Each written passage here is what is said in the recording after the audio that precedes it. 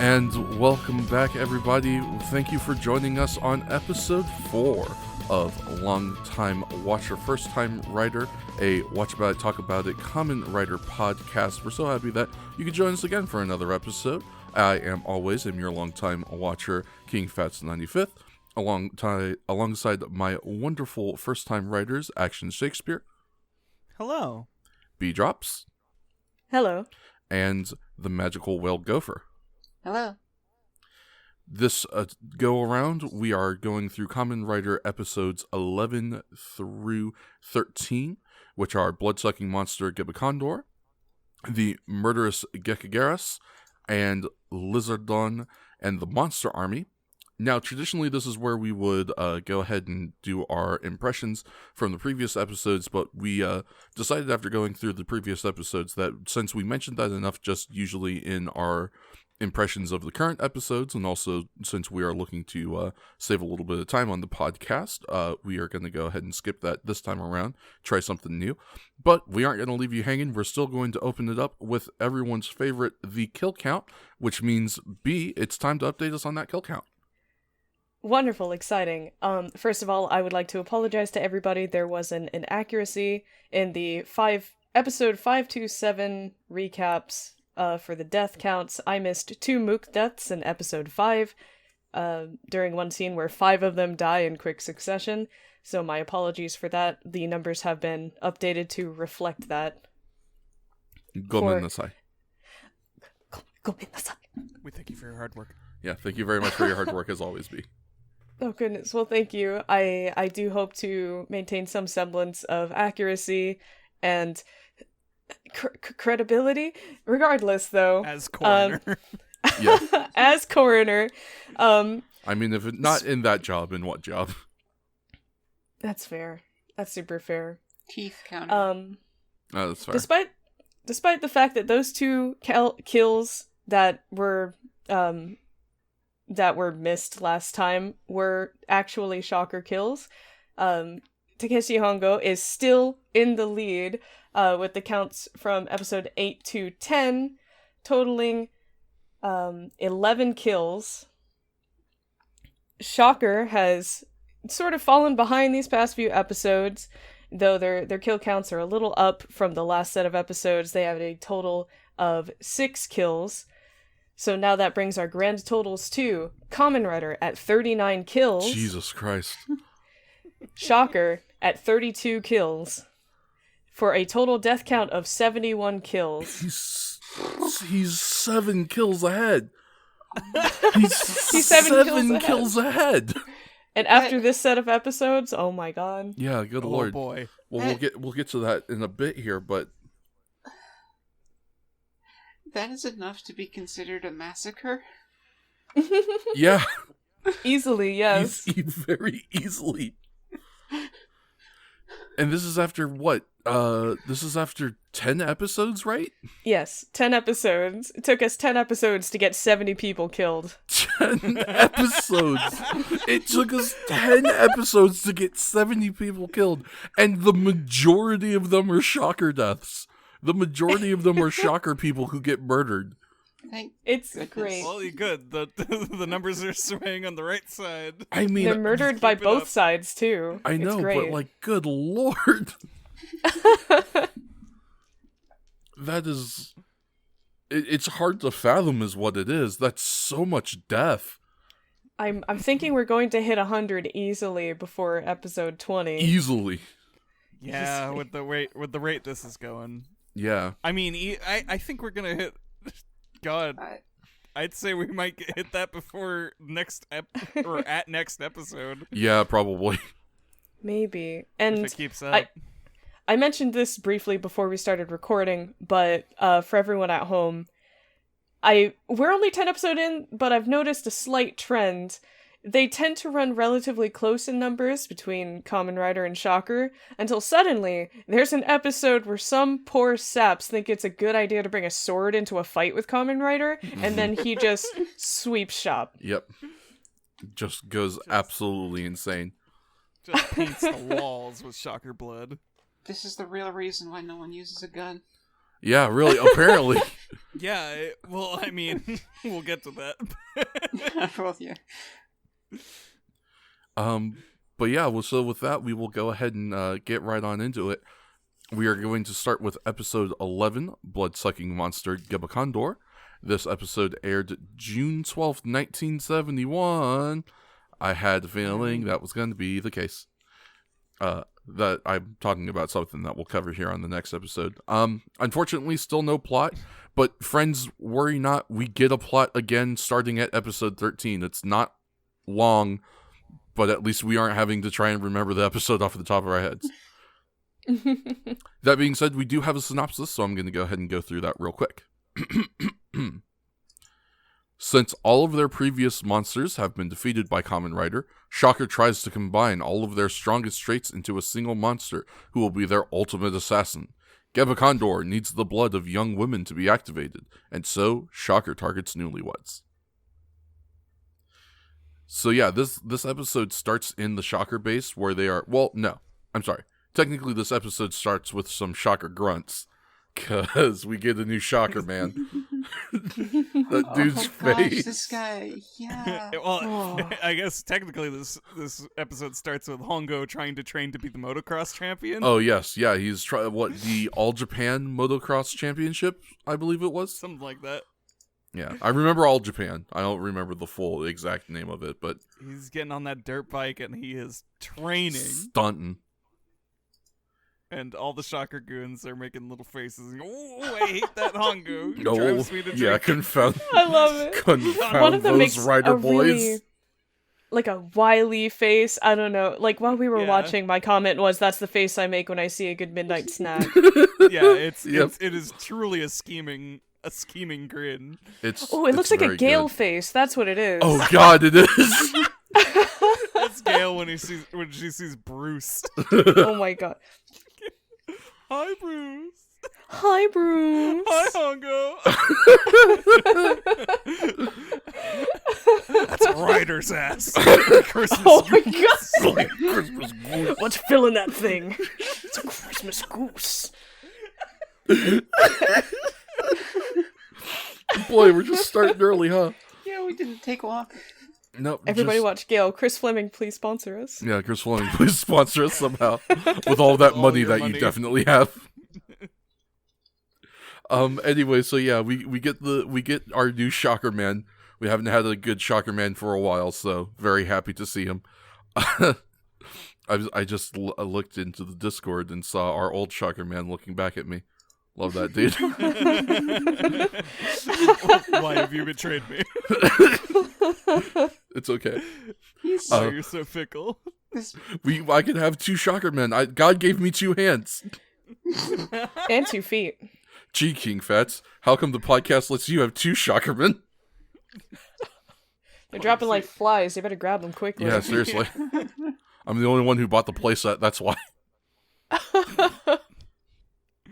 Anyway, so we go to the Shocker base where they are talking about their plan, about the new cyborg that they've made, Monster Gebacondor, and they, honestly, this is kind of one of the highlights of the episode for me, because they are talking about the previous cyborgs that Hongo has defeated, and how they're going to borrow their, like, strongest traits to try and make a new cyborg, and they have these portraits of the previous cyborgs. They rule. These are such cool portraits.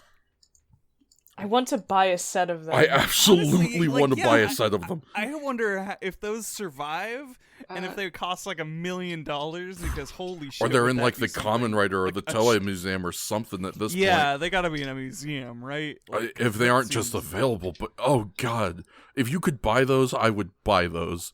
Because they're so good.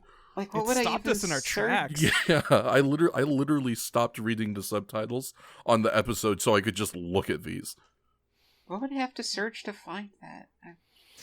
Because you're right, that would make a really good poster or That something. would make an amazing. I guess maybe I like don't know. Kamen Rider villain poster, maybe like Shocker villain poster. Painting something. Yeah, Shocker You might have to portrait. go by names. Yeah, maybe. Yeah, maybe if you did like Kamen Rider, Spider-Man portrait. King Saracenian. I'd specifically, I definitely want the Spider-Man one rules.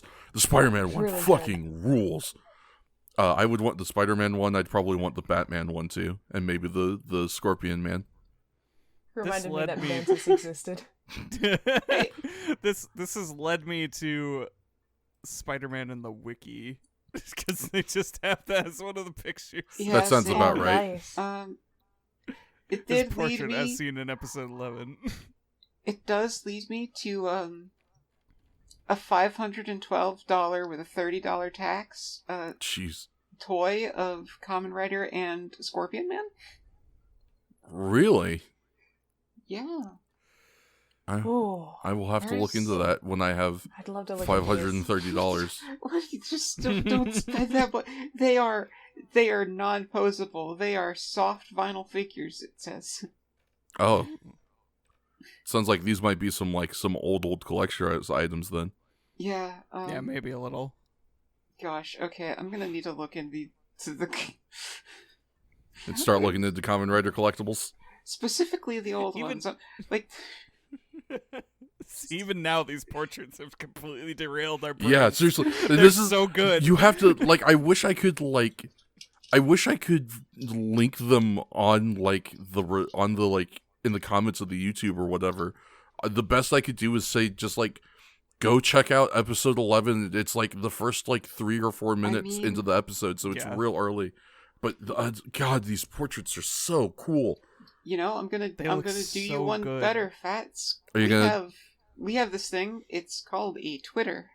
Oh We God, can- yes, Yeah, we can yes. just put those posts. we have Look technology. forward to it. we can do this. By the time you hear this, it'll probably already be up. So go Yeah. look for that. Go check those out. Seriously, we will definitely tweet them out on the Twitter if we can find We'll them. link it. Yeah, or we'll well, link to where We you can don't find have it. to find them. We have the episodes too. Yeah, we will get pictures of these portraits and tweet them out so you can see them because they're so good. So we get these amazing portraits of. Does anyone remember all of the monsters it was? Because I want to say it's Spider-Man, Batman, Yep. Scorpion Man, Saracenian, and one other. Or it's just it actually No, it seems was to just the skip 4. Scorpion Man. Do Did we it skip skip Scorpion Man? It's looks like it goes to Saracenian and then Mantis Man. Oh, wait a minute. Hey, Okay, sure. duh, I'm over on the wiki. It says right here in the notes. Okay. Gebacondor is said to have been created using the data of past monsters defeated by Kamen Rider. Portraits of the first 4 monsters, Spider-Man, Batman, Scorpion Man, and Saracenian, are seen lying on the wall in the Shocker base when Gebacondor is awakened. So there you go. It is specifically the first 4. Spider-Man, Batman, Scorpion, and the monster Saracenian. Or Man-Eating Saracenian. Those jobbers. Yeah. I mean, not that they were the worst jobbers, because they're still Cobra Man and honestly Bee-Woman. As much as I want to be nice to Bee-Woman, she fucking jobbed. Little. At least a little bit. Yeah. It was entertaining though. Yeah, At least good episode, seeing her for just sure. absolutely tumble like a rag doll down a hill. Yeah. Yeah. She did good work. Good job. And you know who else does good work is the woman that we transition to. Because after we kind of get this explanation of Shaka's plan, we transition to an elderly woman who is sitting outside Oh of. gosh, yeah. Now that I'm thinking about it in hindsight, the most conspicuous church, because it's just out in the middle of nowhere. Mm-hmm. I don't know if maybe it was supposed to be next to a highway or a mountain path or something, and we just It's didn't just get outside that. of town. Yeah, maybe. But yeah, this church is real. It's real sus. I would not go to this church. No, God, no. But I gotta get married. Yeah, okay. Well, I mean, Vegas exists. Come on. We're in Japan. Surely It's there a must be a 70s. Japanese Vegas. This is it. Pachinko. Yeah. Go to a pachinko parlor. They'll let you get married in the back. Pachinko like it's a fucking place. Yeah. They go to the pachinko parlor. I remember my parents used to tell me all the time about how they would go and visit Pachinko Japan. And they'd have little vacations. That's where Pachinko comes from. Good old pachinko. Good old Out in pachinko. the country. Take me home. To the place I belong. Pachinko. Best pachinko. We are like literally 3 minutes into the episode. We gotta fucking hey, sorry that your podcast hosts are idiots. But I guess We this just is really why you love watch this it. show. We love you too. Yeah, we love you too. For everyone who's like, yeah, this is good. Keep doing this. I don't understand you, but thanks. Yeah. We hard disagree, but thank you. We made a podcast that is unlistenable to by the modern podcast listener, but you seem to like it, so I guess thanks. Yeah, it's just 4 hours of self-indulgence and screaming about bug people. Absolute bullshit. Just some real chimpanzee nonsense for 4 straight hours, and apparently that's cool to you guys, so thanks. Thank you. Thank you. From the bottom of my little heart. Thank you! Thank you! Thank you! Oh, I peaked there, I think. Oh, no. Already got them. Where'd you fix it in post? It's fine. Okay. Anyway, so not only is the church sus, but when the grandma is also sus. Because there's just this old woman. She's dressed in all black. She is sitting in a rocking chair outside of this church when a car rolls up and a young couple comes out. And as the young couple comes out, I'm sorry, I just remembered this next scene. The young couple comes out, so the old woman gets up, she starts ringing the bell of the church, and then all of these shocker goons who were just like hanging out in the church all start scrambling to get into position. Yeah. She plays them on too, and I love it. She plays Toccata and Fugue, of course, on her little church organ. Yeah, of course. And this is the cue. So everybody scrambles, and then we gotta get in place. Hide that guy behind the curtain. Go. Right. So we all get into place, and we find out that the young couple who have shown up, they're here to get married. Oh, isn't that sweet? In a minute, seriously. They were like, hey, we want to get married, and we cut scene to what we can only assume is a few minutes later, and they are dressed up, tux and wedding dress, no guests. Yeah, I was gonna say the interesting thing is that they seem to be eloping or something, because it's just them. I want to have a story about these two, because they're just like, I know it's a bit sudden, but we'd like to get married at this church. Mm-hmm. Not just we'd like to get married, specifically this church. This is the closest one. I guess, maybe. Or maybe like the church, maybe like that dude was from the area and the church didn't used to be operable. Maybe it was like abandoned at some point, and then he saw an old woman was there and he was like, hey, let's try it. Fuck it. But yeah, like no friends, no families, like not even work acquaintances. It's just 2 people getting married all by themselves. And some random kid with a dog. Yeah. Yeah, what the shit? 'Cause I guess that wasn't their son. Like I thought it was initially. This is the 4th appearance of this dog. Such a fucking good boy. Yeah, it's kind of the same dog. Oh, it's exactly the same dog. Oh, very nice. Oh, I hope we get to watch this dog grow up. I'm sorry. So for people listening to the podcast who have to hear me just do noises and swear words and be like, "What is he talking about?" Gopher has posted screenshots of the portraits of the. This has to be like the concept art that Ishinomori fucking came up with for each of these monsters. This shit rules so hard. Yeah, it's Scorpion, man. I would kill a person for this Spider-Man portrait. I am not kidding. This thing rules. Make sure it's a shocker agent. The Spider-Man portrait is just so leagues better than what the final product is. Same with Batman, but he still kind of looks like a human with tusks. Like Spider-Man looks like a fucking thing. Spider-Man fucking rules. These portraits are so good. Good too. Oh my god. Yeah, the Scorpion Man, like all of these. That being said, I will say, as we are comparing these from the initial portrait to the final product, they did an outstanding job on Saracenian. Really, very much. Yeah, they got that one down pat. Like they pulled it out. Yeah, shout outs they to the really prop did. department on Kamen Rider. Yeah, seriously. Round of applause. If any of you ever hear this, thank you. Yeah. You're amazing. You guys did stellar work, especially for it being 1971 and you probably having a shoestring budget. I'm sure that you heard this a lot, or at least you better have back then or in the years coming after Kamen Rider became more popular. But thank you so very much for the fantastic work that you did on the show, because it is truly impressive. You literally made this show. Yeah, God, they really did. Just stellar work. There he is.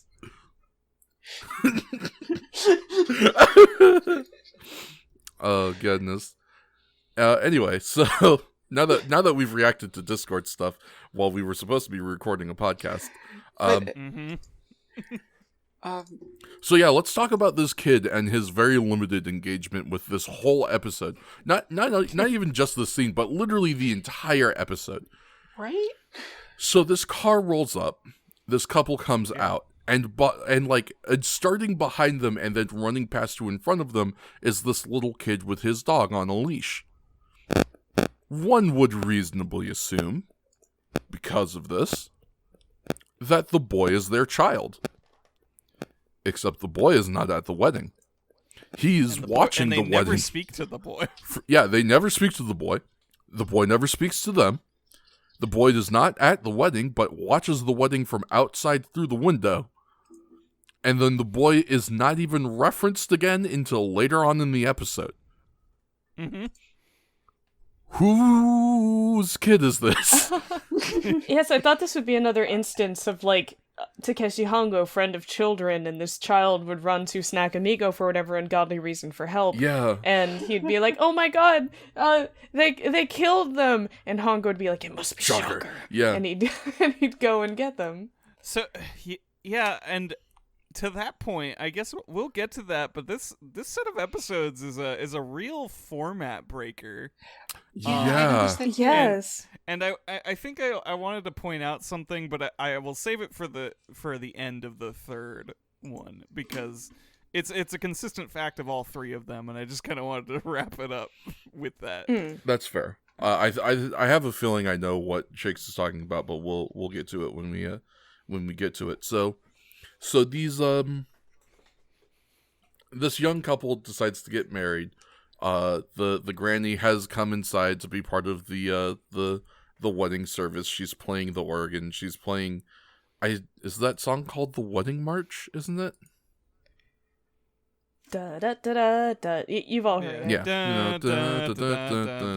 I realized I was getting ahead of myself earlier. It's just, this is the part where I lost my mind, because she's playing the normal wedding song, and it's just such a like very basic scene until suddenly it like pans down to her hands and she shifts into playing Toccata and Fugue. I didn't know it was an actual song. I thought they just were like, most people know it for the beginning. Go like insane.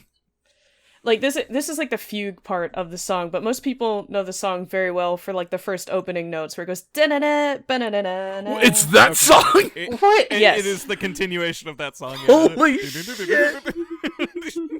I thought it sounded slightly familiar. I'm sure I must have made some Phantom of the Opera or like vampire reference at some point in this episode, because as the name might suggest, the Gebacondor has to like drink the blood of young women in order to power himself up. But boy, they really wanted to drive that reference home, huh? But they were like, let's do it in the most obscure way possible. Because my note here was Shocker has become Catholic. Because boy, are they leaning into that shit. Yeah, like, my note reads, Toccata and Fugue, play them in, Grandma. Play me in, Grandma. So yeah, Grandma starts going off the shits on the keyboard. Go ahead, Gopher. And then the Shocker agents just come in from the wayside. Yep. Punch the groom like right in the mouth. Yep. Goes down, and then the Shocker agents just literally kill and slice open this woman for her blood. Yeah, this lady eviscerate this woman. Eviscerated. And because they need the initial blood thing, so they have to do it themselves. And like, we get the return of the blood splatter onto the camera. Yeah. Yes. Yeah, that real violent episode 2 shit. And the scene Blam. right after that shows that the kid is just watching all of this. Yeah, the kid Yeah. just So watches. everything. And then he doesn't do anything. No, He not doesn't a go to damn the thing. police. He doesn't call an adult. He just, like, I guess he hangs out. He's not a narc, I guess. Apparently. I guess he heard that snitches get stitches. And honestly, after I saw something like that, I don't know if I'd be so willing to go talk either, I guess, as a little kid. But, like, yeah, this kid's inclusion is real weird. Yeah. I have to wonder why he was. You- Like, my only think- thought is that they were just setting him up as a plot device for when he shows up later. Yeah, and they didn't even follow through. Yeah, not really. They promised some staff member's nephew a spot on the show. Yeah, right? It seems like it. I have a theory Hit me with it. Oh. that is just they were going to make this kid the bride and groom's child, Mhm. except they just forgot. You know, that is entirely possible. We just super forgot to film these scenes. Or they lost them, or Yep. that they just didn't have enough time and they just cut them. Yeah, maybe they just got Sillier things edited have out. happened in the show with editing, and Yeah. I just Yeah, I will say, as much as we have talked about the weird inclusion of this kid, he is not the most egregious thing that this show has done It's- by a long No. shot. Yeah. It's so weird It's not because the he's most just so egregious part. inconsequential. it's not the most egregious part in this 3-set episode. Yeah, really. Yeah. But so yes, they. like- Oh, go ahead. No, go ahead. Okay, so yeah, they eviscerate this woman, they drain out her blood, and they feed it to Gebacondor, who now has become activated and may begin his reign of terror, which is kind of just him going after more young women so he can drink their blood.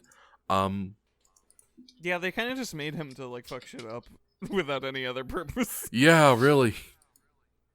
I mean, They're just like, spread chaos. I guess Fuck he was everybody. supposed to be like a Kamen Rider assassin. So maybe it was one of those like two birds, one stone sort of thing. Like if you drink more Sure. girl blood, you'll get stronger, and then also this rash of murders will surely draw out the Kamen Rider. Yeah. I know. Gebacondor celebrates his awakening by doing some cool jumps and little wing dances. Yes. with his minion group. Yes. Yeah, they We're have him very go test out excited his about drive. Gebacondor. Yeah, It'd be kind of cute if it wasn't so Nazi-ish. It's fun that he's like their little buddy. Like he's really he's is. almost like a pet early I on. want to just call him a little buddy, but he's a Nazi. He's a And a Nazi vampire. buddy. Yeah, We he's- don't like him, but they do. it's for those of you who have seen Teenage Mutant Ninja Turtles 2: Secret of the Ooze. It is very much the same energy that Toka and Razor have of just like, hey, look at this big scary monster that is also like a dumb idiot 4-year-old and thinks that we're its mom. Which I guess is why he doesn't speak for the majority of the episode until like the very end. That honestly That really makes- surprised me. Yeah. I kind of, by the time we got to that point, I just assumed he wasn't going to speak at all.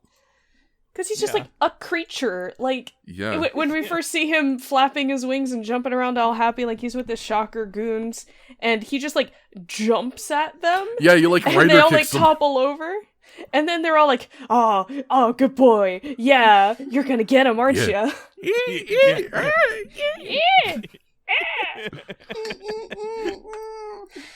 Yeah, he's just doing some Gebacondor noises, and it's just like, oh, look at the baby. But don't look at the baby. He's a Nazi. Bad baby. And then the dudes who are looking at him are so excited. They're just so happy. Yeah, they're so happy that they've got a new robot assassin friend. They love this guy. He's powered by blood. Yeah, I love him. love him. The classic duel, Lady blood blood. versus wind. Yeah, it's you know, Fucking as what is this? classic Blaze as- Blue?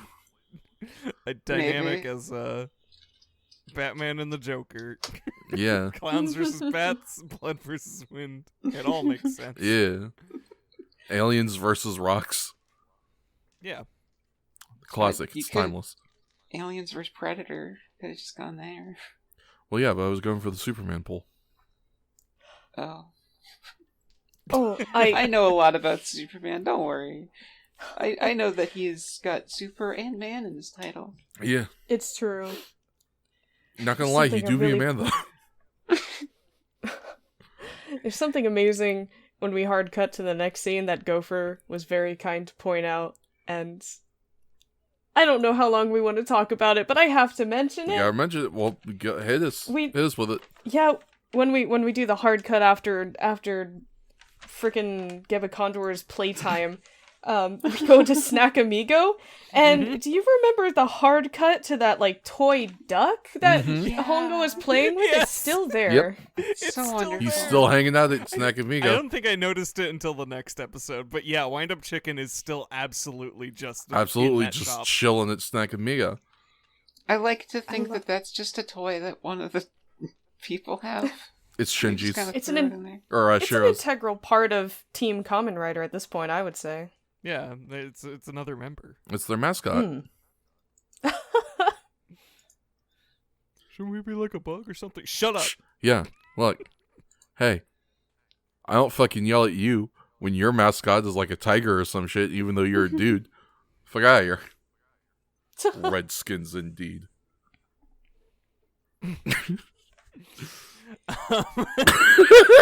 We also, this scene also shatters my worldview a little bit with the next piece of information that it drops. How does everyone else feel about Taki? God, oh boy, our man Taki. Kazuya Taki. Hockey is such a conflicting character. Nothing more conflicting has ever been penned. I kind of dig him, honestly. Here's the thing, I like his aesthetic more than anything, especially in that third episode.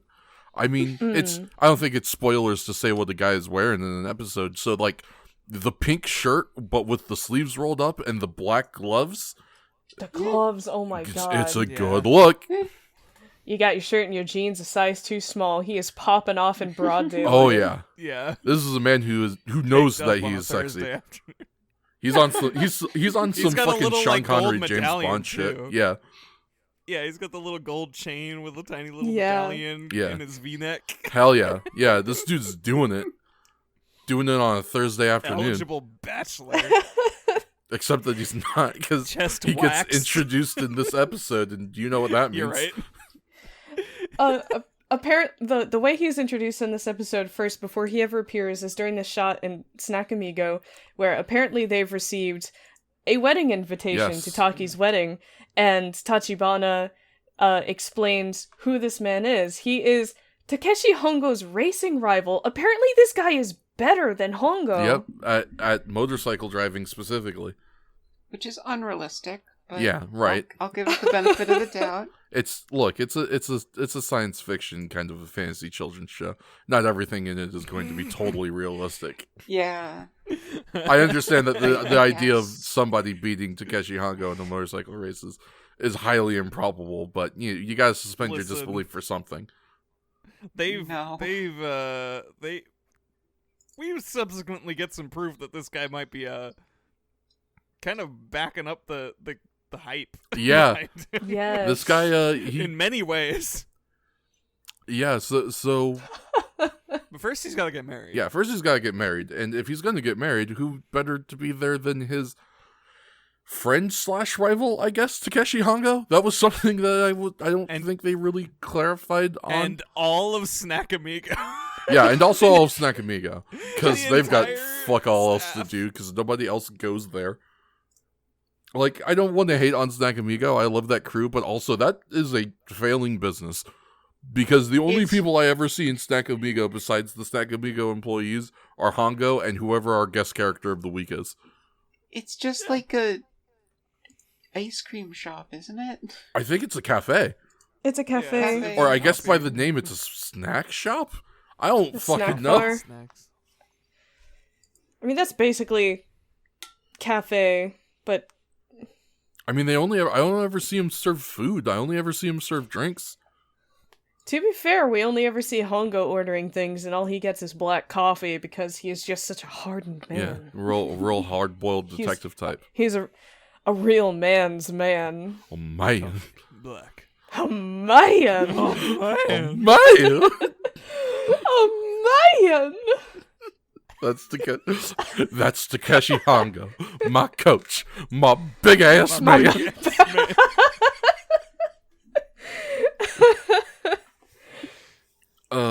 Yeah. So it's interesting because I was actually just thinking about that earlier because in some of the close-up shots you can see it looks like there's like bottles of alcohol maybe at Snack Amigo. It seems like they have like ingredients to serve stuff, but you only ever see people get like coffee, juice, or tea. It seems like it's very strange. Well, yeah, because that's just expensive. Yeah, I guess that's fair. Can't just roll up at the Snack Amigo on a Thursday and be like, give me a whiskey sour. But yes, Hongo is invited to the wedding. Of course, Hongo is invited to the wedding. And is reminded by his colleague at science. Oh wait, shit! I forgot about the part. So Hongo's at science. Yeah, Hongo's at science. Hongo is doing that science, and Ruriko makes a comment. It's like, "Wow, I thought he's training for the thing." But he's at work now. It's hard to get a hold of him these days. And Tachibana is dropping these mad hints. Is like, yeah, it's pretty hard when you lead a double life like that. Yeah, very blatant. So, again, supporting our theory that Tachibana it just goes right wants over her head. Ruriko to find out that Takeshi is the Kamen Rider. Specifically, the way that conversation goes is Ruriko mentions that she hasn't seen a lot of Hongo recently, and Tachibana comments on how he is both training for the All Japan Motocross Championship, and also he still has his research at Juan University that he has to complete. And then fucking Tachibana drops that great line about, gee, it can be hard to live a double life sometimes, huh? Wink. Huh? Wouldn't it be wink? Wouldn't it be difficult if Tachibana was, or if Hongo was if he was two people? Tachibana, please, I'm trying to drink my coffee.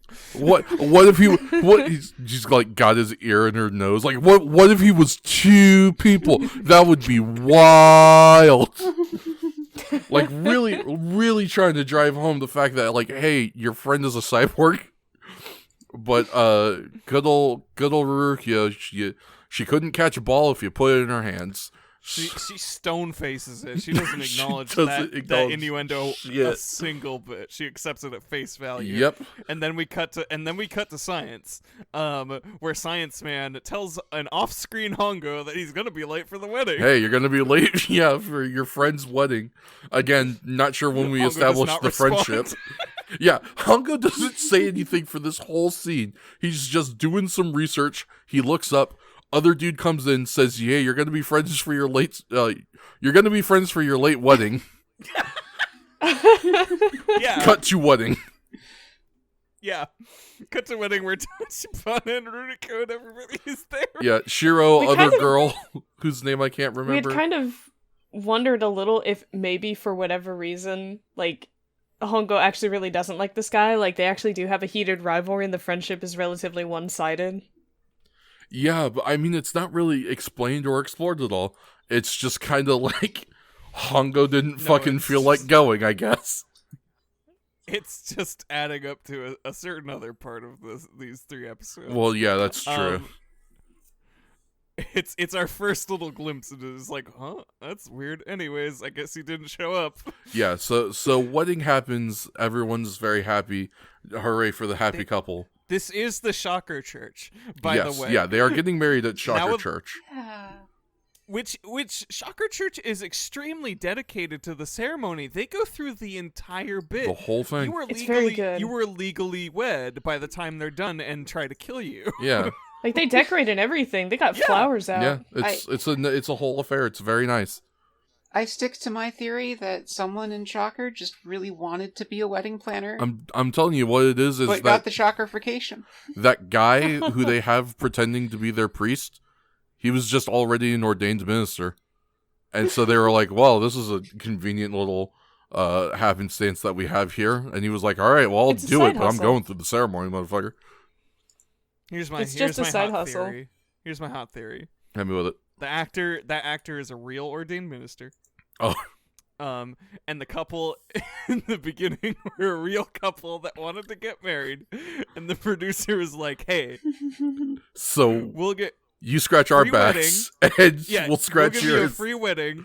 You just have to participate in this scene. We'll film the entire thing. You have legal proof that you just got married on camera because you went through the entire vows and ceremony, And you get to be and then on you have to TV. pretend to get eviscerated." But yes, we do have to pretend to eviscerate your wife. A free wedding hot dog. Yeah, you got it. It's probably something like that. Who knows? But yes, so good old Taki and his lovely bride, they get in his motorcycle and sidecar because they really got to drive home that this guy motorcycle are good. He's got the tin cans on the back of it and everything. Yep. It's awful. It's so bad, and he drives on the bumpiest dirt road possible. Worst possible road. Oh man, I just remembered the shot that comes. Oh yeah, but my one of my favorite parts is that there's a medium shot, with both of them, like in frame going through the bumpy road, and the bride just looks so bored. Well, sure. Like, Just kind of driving to the scene. Gonna have to get prepared to do acting. like she's not really into the whole acting thing. She's just kind of going for it. Well, we don't have to do acting hard. just yet. This is the shot leading up to when we're gonna do acting. She's just Yeah, like, she's just gotta chill. I'm just kind of here, Mm-hmm. hanging out. Same old thing she did last week. So when they do this Shocker pulls the old switcheroo, as they zoom in on the thing, they zoom in on the sidecar. Loving wife is there. They kind of do a little pan over to Taki. He's like, "Yeah, I'm happy. I'm gonna go look at my wife." They pan back over and Gebacondor. It's so good. It's so Well, a bunch of Shocker goons just have the wife are just up on a absconding hill. with the wife. It's fucking what Indiana Jones movie is it where it starts with him having to try and replace the idol with the weighted bag? Because it's just that they just did that to this dude with his wife. Huh? You're right. But I will And- say, oh, go ahead. Or were you gonna say something about the same scene? Yeah, kind of that scene and the Okay. scenes leading into it.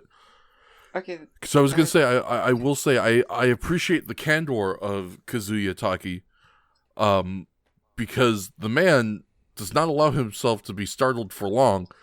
As soon as he sees that this is not his beautiful wife and this is not his beautiful car, he just immediately pulls over and starts throwing hands. Yeah. He's got that real Takeshi Hongo bloodlust. Yeah. It's really This good. is where we first realized that something's different about Taki, where he just stops the motorcycle, gets out of his car, and just kicks one of the Shocker cyborg just in the face. Yeah. Or in the back. And it was just like, and then just they starts go wilding toe to out. toe. Yeah, he just... Yeah, he does pretty good. Like he's yeah, still he- a little outmatched, but he kind of uses it to evade the guy more and chase after the wife. Yeah. He's he does surprisingly well, especially for someone who is not a cyborg. And then as this fight is happening, of course, who should roll up but Takeshi Hongo, who I guess knew this was going to happen Yeah, Kamen Rider's think- here now. Yeah. I think the implication was that he actually was trying to make it to the wedding, albeit being late. Yeah, maybe. It's okay. Once again, another one of those yeah, scenes he where did- Kamen Rider kind of just doesn't. Yeah, we do actually get a Takeshi Hongo shot. Who's like, "Oh no, I'm nearly too late." Does he actually better say that? transform. We get a transformation sequence. We definitely get a transformation sequence. We get ourselves a That's fight. We're on a hill again. You know how much I love that shit. Yes. A lot of that. I'm trying to think of if there are any like big standouts from this fight besides Yes. The obvious, I imagine. Yeah, Yeah. besides the finale of it.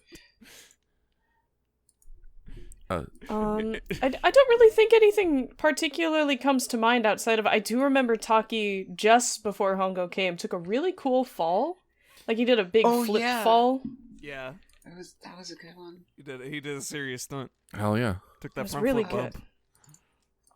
I think the highlight for me is when Hongo comes in. He immediately goes for the double rider kick. Yes, that's Yes. right. And then We've never seen him go full tilt like that. double rider kick, then just books it and starts strangling him. Yeah. And he's like, I'll take care of him. How did Go I get your forget? wife. God, that was Yeah. so good. Yeah. I'm just like, He climbs on top of freaking Just Geckocondor. this man Gebacondor, just shambles in fury over to this man and starts choking him out. Yeah. As air travels through these lungs, I yet yearn for your blood. Yes. Apparently, this morning, Hongo woke up and he chose violence. Because he goes Good for it. him. Good for him. Just chef's kiss on the entire interaction. Yeah, seriously. You know what? Actually, I've talked about how I've been trying to watch more Modern Kamen Rider. Making a declarative statement right now. I want to see more of that shit in Modern Kamen Rider. I want to see episodes where someone just rolls up on the boss and first thing, finisher, let's go. Fuck you. Yeah. And right after that, it cuts back to Taki, Mm-hmm. and he's just taking out mooks. Doing the Yeah, work. he is. Like, He's cleaning house with moves. Yeah. He disarms, in a really smooth scene, he disarms one of the mooks, and, just with juking someone out, and he just disarms them and throws them off a cliff, Mm-hmm. and then kicks the other guy and throws him, and then does another. Just 3 people just boom off a cliff. Yeah, Taki out here fucking really putting in the work, and we appreciate that.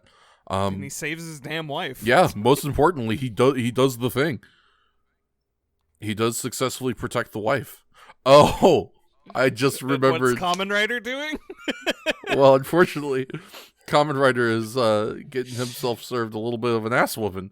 If we're being quite honest. Somehow. Kamen Very Rider shocking. gets hit with the fucking King K. Rule down throw. Yeah, seriously. My man's getting fucking Gebacondor gets planted.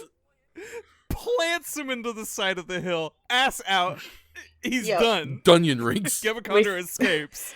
We thought he was popping out earlier, but we hadn't seen anything yet. Yeah, seriously.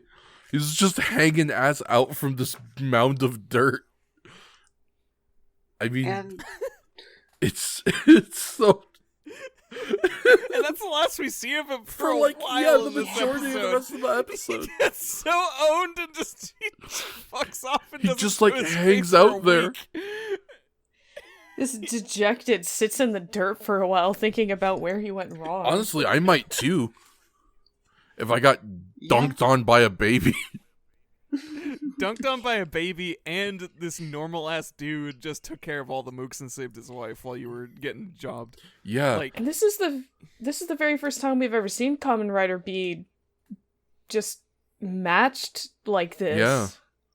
defeated. Even. He's defeated. Like there wasn't like any sort of like stop or I'll kill the hostage sort of situation or anything like that. He was just defeated in 1-to-1 combat. Like it wasn't even Gebacondor and a bunch of mooks on him. It was Gebacondor the Kamen Rider on the side. Mm-hmm. And Gebacondor won. It's it's definitely something that we explore a little more often in modern Kamen Riders. Obviously, in the modern series they can't just always win every fight, but yeah, this really is the first time I can think of where like there's a fight that Kamen Rider kind of just loses.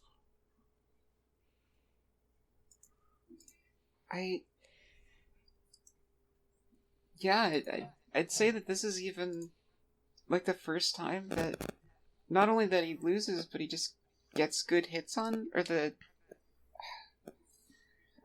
enemy.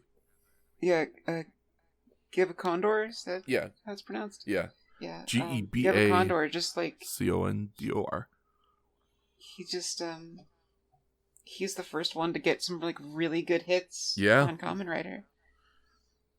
It's wild. Without any gimmicks. Like, this is just strength. Well, I guess the gimmick is that, he's 4 robots in one. He's the best parts of 4 robots. And full of blood. Yeah. Full of blood. Just sloshing around in there. I think the only all reason that he lady didn't... blood. It's like one of those mosquito enemies in fucking Bloodborne. God. Ugh. Yeah. I think the only reason he didn't finish the man off is because he needed more. Yeah. Because we then proceed to just get a montage of Gebacondor just eating 3 other women. Yep. Without any resistance. Yeah. Because Kamen Rider's ass is stuck in a mountain. Yeah. He's free to commit murders. Yep. We're talking young, little girls. We're talking young maidens. We're talking ballerinas. Mm-hmm. Or no, sorry, not the nurses. Yeah, that was the other. It was a little girl. It was a nurse and a ballerina.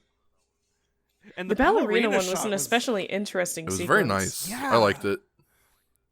It was real weird. Yeah, it was like It was like a complete aerial view in this like black void. Yep. And she's in like slow mo, and she's doing her twirls, and he attacks her, and they get in the struggle, and she he spins her again into the center of the frame. It was really weird. I dug it though. It was a dope scene. I think that's something that I'm probably going to miss, and Fats, maybe you can confirm or deny this. Hit me with it. Something I'm going to miss in the newer stuff is just that they have the budget to do bigger and crazier stuff, so they're not going to be as creative with their shots like as with this ballerina scene, which it just comes out of nowhere. Yeah, I will say there is... The creativity comes back in a certain way after a certain point, but it's not like this. Here's one thing I will say as someone who watched a lot of the like early to mid or like mid to late 2000s series and then going up into current, right? They kind of hit a stride where they are, they're happy with the way they're filming the show and they're doing the effects and everything. And then as we kind of get towards the end 2010s and like into the early, let's call it like maybe around 2016 to about, to going forward-ish. They do start doing a lot more with action shots. One thing they specifically start doing a lot more of that I really like is they start doing like GoPro stuff essentially, where they have a camera mounted on the person in the suit somewhere, and so it's almost kind of like you're getting a first person view. They start doing some stuff with that. That's very cool. They do definitely start like challenging themselves as far as the cinematography in the future, but it does take a bit.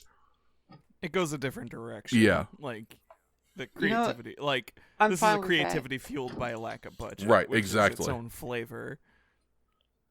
And it's fascinating in its own way.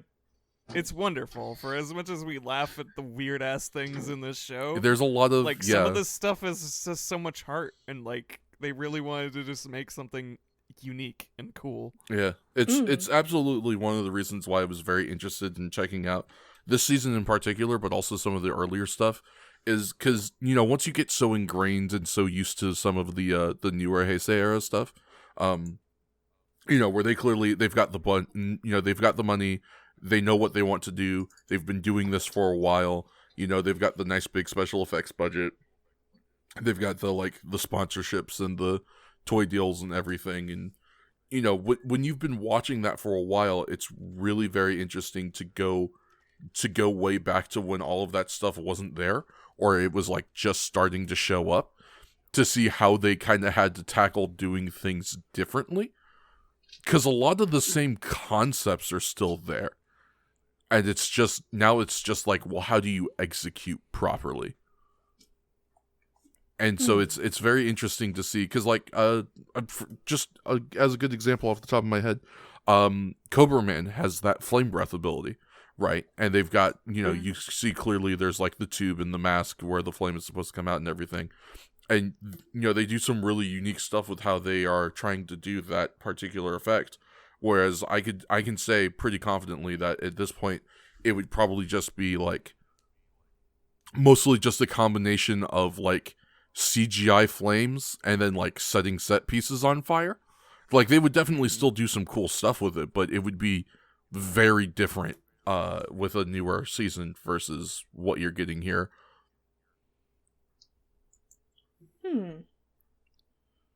And I just, we've just been saying it, but I just really enjoy that stuff. It's so...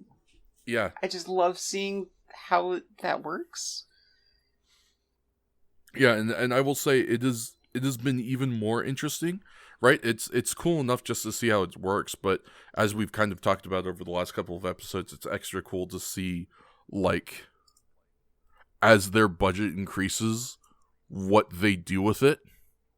Because you clearly get to see how they're starting to be able to do kind of more and more and more, because they're getting more money into their pockets to work with.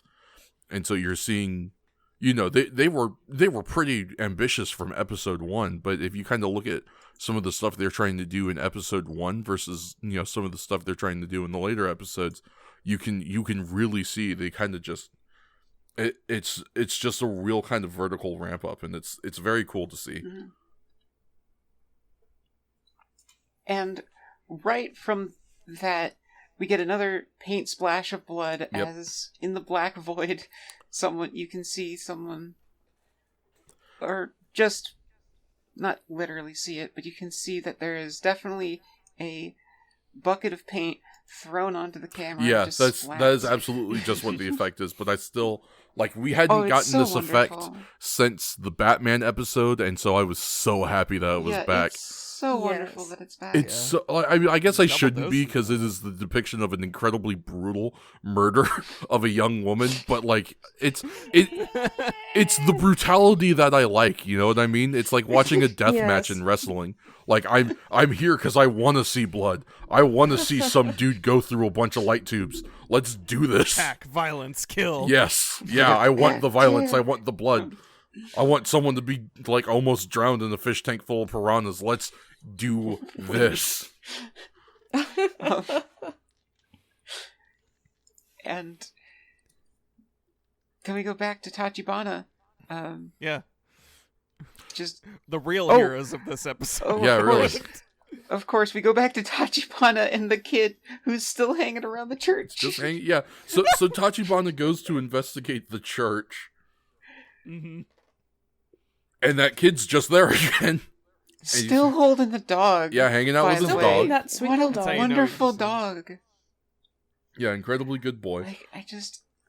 I can't get over how well behaved this dog is, because the dog is just like chilling. He's just chilling, like, maxing and relaxing. The kid is holding this dog like a baby, and the dog could care less. The dog is having a great time. Such a good dog. So Tachibana goes back to the church, and he's kind of investigating things, and the kid comes up, and I think does the kid initiate the conversation, or does Tachibana? The kid is like, I think the kid does, yeah. The kid says you don't want to get married. Yeah, I was going to say, I think it's just straight up the kid rolling up to him. Yeah, the kid just walks up and you don't is want like, to get married in there. You really shouldn't get married in there. And then they say nothing else. No follow-up, no why you shouldn't get married in there. That's it. And Tachibana does not press this issue He really either. doesn't. He's just of course not. He's just kind of like gives him a weird look. He's like, uh-huh. And the kid just walks away. Do you guys remember that episode of Courage the Cowardly Dog where Muriel goes to, like, in Universe New York or whatever to perform that concert. You want to know what made these bones? Yep. You don't want to know what that is know what made exactly these what that bones? kid. He's like, you want to know what's in that church? You don't want to know what's You in don't that wanna know what's church. in that church. Just like no information, just kind of like rolls up and is like, "Hey, don't go in there." Why? Bye. Yeah, goodbye. I was ya. a ghost the whole time. That's it. Maybe. Maybe. You might as well have been, because that's it. That's it for the kid. Never seen again. And not only, Bye. but you know who is seen again? That's right, Talkie. Yep, Taki's back. He is over here for some reason, scaling he's- the roof of the church. Like, he's coming Yes. down Yeah, from Yes, the that's roof. right. He's fucking Solid Snaking his way across this church. He I was going to comes say down the from reason roof, is clear, but maybe not the reason he's on the fucking roof. and then jumps down in front of a window and proceeds to stealth along the wall. Mm-hmm. Alongside Tachibana, who is also trying to stealth the wall. When? As we do some They back Scooby-Doo up- shit. Well, it starts as some Scooby Doo shit and turns into some Kamen Rider shit real quick. As they bump into each other and both go for the punches and the strangulation.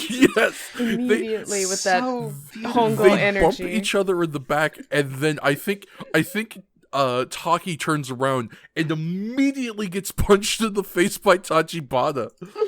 They start throwing hands the second they make back contact. Yeah, it's admirable They with really, how fast they go to violence. Always ready. really channeling the teachings of Takeshi Hongo. I haven't seen someone this Yeah. bloodthirsty since Hongo tried to murder his own best friend. It really does have that same energy. Yeah, it's exactly like that scene. The immediate stranglehold. Yeah, Yeah, like swing first, ask questions later. I can check his ID when he's dead. There is 1.5 seconds between the backs touching and the first punch. Yep. Hands on that is- sight. That is a specific count. I have counted, and then it just goes. It's wonderful. Yeah, it's very impressive. I mean, just what does it take? How do you become that kind of man that upon the slightest touch you're just like, all right, I've chosen murder? Hunting cyborg Nazis, evidently. Yeah, apparently. Yeah, I mean, when you're embroiled in that, I guess that's you fair. or you're not gonna survive. Turns your fight or flight reflex into a fight and fight reflex. Just turn the switch on, everybody. What's the Yeah. issue? Just Fight or flight, more like murder and more murder. yeah. Exactly. Well, I've been backed into a corner. My options are to kill Nazis or kill Nazis. I think I will kill Nazis. I am now a badger. Yeah.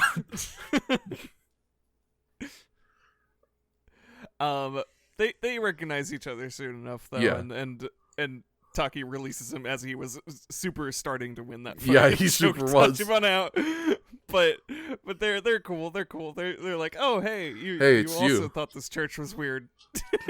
And it's like, hey, my wife was almost fucking killed. I need to get some fucking revenge. And We need to just we get one of reconvene, these I in guess. here really quickly, so I would just like to very quickly say, my life. my wife. Move I apologize. my house. My house, my wife. My son. house, my wife, my Let's son, turn it back to Gale. my dog. What was he got yes, in there? It's Christmas goose. To which they just kind of just reconvene back at. Yep, they just kind of go back to Snaggy Meow. because this is a normal person episode. Yeah, this really they is. need to form I the love Clue it. crew. Yeah. Okay, so the Episode boy for the doesn't get a normies. name either. Nope. Because because Takashibana is just like after what the boy said. So they don't.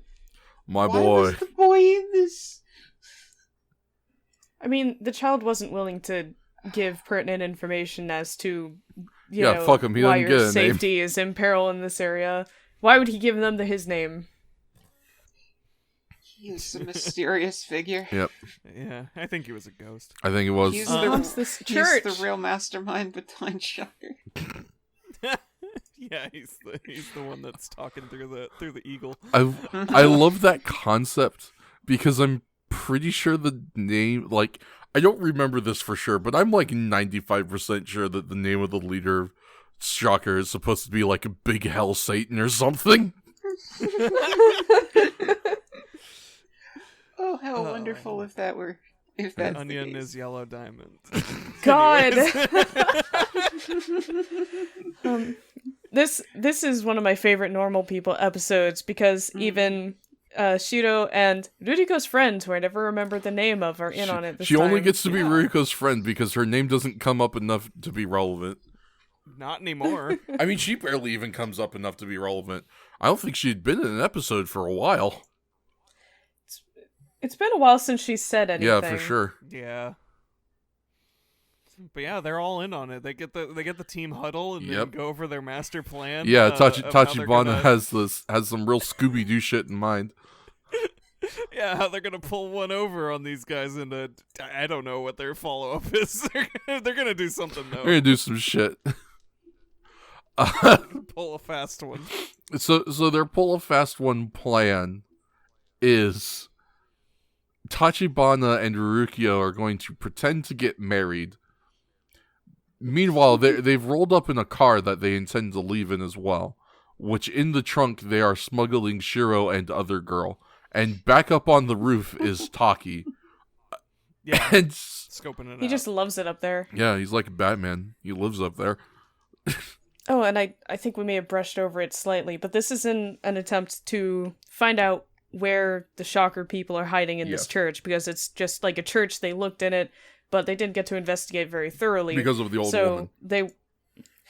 Because of the creepy widow organist. Yeah. So basically they're attempting to hold this staged wedding while Shiro and what's-her-face go and try to find the underground Shocker bunker.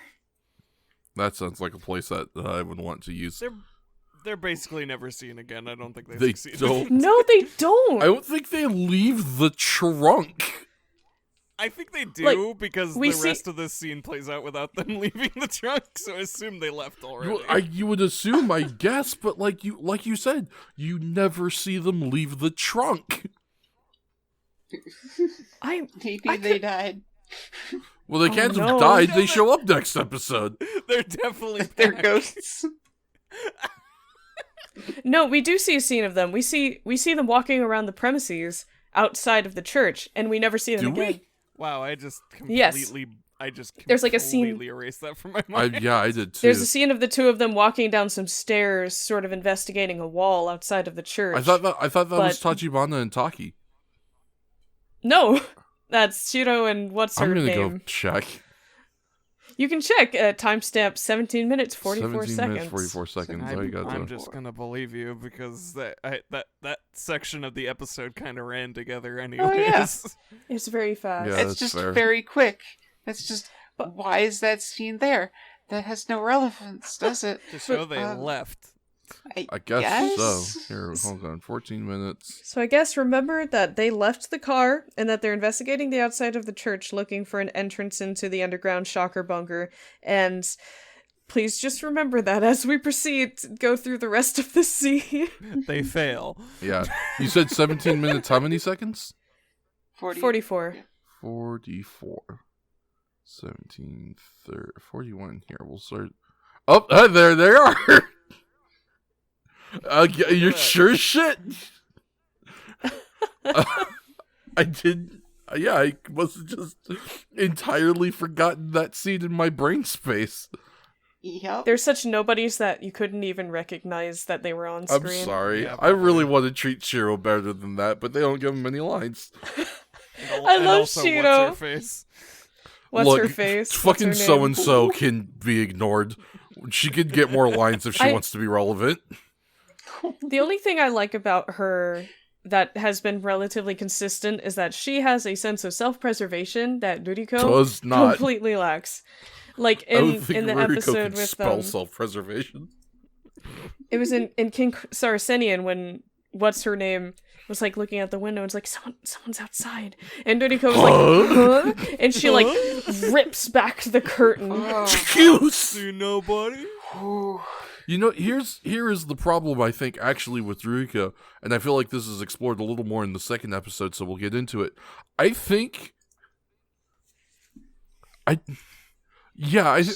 guess to use an idiom that is kind of appropriate, I think Ruiko's eyes are too big for her stomach.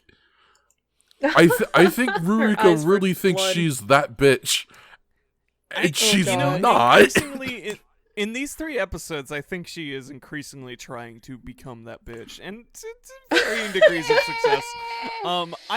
We'll get She's into it getting better. later because these next couple episodes have some real shit. Yeah. But yeah, I don't know, Ruiko. Yeah, Ruiko really. I think she realizes my criticisms of her, and she's like trying to do something more and more. She's listening every to the episode, podcast. which is interesting to me. Yeah, she's listening to long-time watcher, first-time writer in the future. Yeah.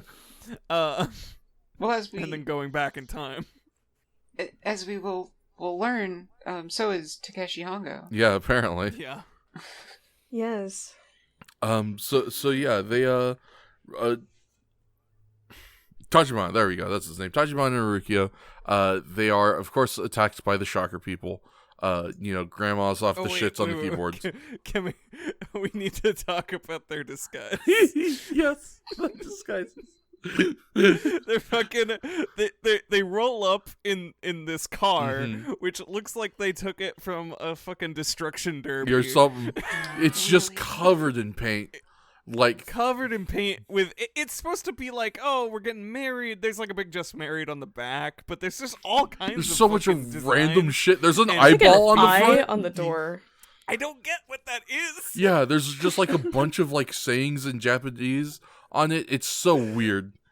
I'm pretty I mean, sure I they read bought a junk at car least- that was just covered in shit already. I read at least one of them just said like congratulations. Let me see I if I guess can that makes find sense. a decent view. Yeah, because they did slap some relevant text, but Like just married, omedeto. yeah. Yeah, I mean, There's flames in the front. Yeah, I don't get the rest. It's so wild. fucking It's the so gaudiest cool. card in It's the existence. coolest card in existence. It truly is. And then I think both their disguises are just glasses. No. don't think they have any- Rurikyo is the one who has the glasses that are down far enough on her face that you can still see her whole actual face. Yeah, she's got this cool Tachibana's octagon glasses. Tachibana's only disguise is a fake mustache. That's He right. does he's got also the have fake glasses, mustache. but the mustache is a great return. Does he Yeah, have? form. it's from his Oh, Yes. he professor does. look. Yeah, it's his professor look. It's the same disguise. Yeah, it is. Just without the lab coat. He's wearing a tux now. It's his go-to. He likes the way it makes him look. And they have this little comedy bit where he's like getting into character. And she's just Yeah. like, don't be so enthusiastic. We're not actually getting married. Yeah, they're doing like the vows, right? And the priest does the whole like, do you, what's her face to be your lawfully wedded wife? And she's like, I do. And she goes, don't get too excited now. Come No, on. maintaining cover flawlessly. Yeah, I love when my married couple just like whispers about how much they don't actually want to marry each other and how much they aren't actually marrying Is each this- other yeah, is this in the front new of the shit? priest. Is the Tachibana Ruriko ship real? Apparently not. God, no. Was there fan fiction back in 1971? I need There to might know. have been. Probably. The premise. There wasn't pictures back then. The premise of Yeah. Kamen Rider. No, that's probably Tachibana and That's Hongo, who are we absolutely the kidding? premise of Yeah, Kamen absolutely. Rider. Are you Oh, kidding yeah, me? Yeah. That's the premise. The premise. Either that or like Hongo and V2 together. Whenever V2 ends up getting introduced. Ooh. We'll see. We'll I'm see. excited. Yeah, we'll see. There's certainly some Side-eyeing. evidence that it might be soon. Yeah. So yeah, they of course Grandma begins the keyboards. Shocker attacks. Taki helps with a little bit of a save on the outside by we actually have another this is another just Taki fight scene, right? And it's Yes. again it's pretty good. More Scooby-Doo shit as he Yeah. as he like fends off a bunch of dudes, hightails it around a corner, And then they all comes chase back after him, on his and they all motorcycle. start running away around the corner. He's chasing them on a motorcycle. Partway earlier on in the fight, we do see Ruriko make it to the car and Tachibana make it to the car, smashing a guy Yes. in the car door, Yeah. trying to Oh, get in, yeah. and it's amazing. Proving That's- again still that Tachibana can and will fight, which is awesome. I love that. Tachibana is a ride or die bro, and I love Yeah. him. Taki tells them to leave, and they do. Where is Shiro and that girl? I don't know. I think they left them They're behind. in the back of the building Yeah, where nobody is. Yeah. They found a box and they're hiding. Poor Shiro. The bu- In the shocker bunker. Oh no. yeah, they found it. And nobody came back for them. To be fair, all the grunts are out here fighting now, so... Yeah. I don't know why, but you said that and I just thought of the fucking bottomless pit bit from Teen Girl Squad.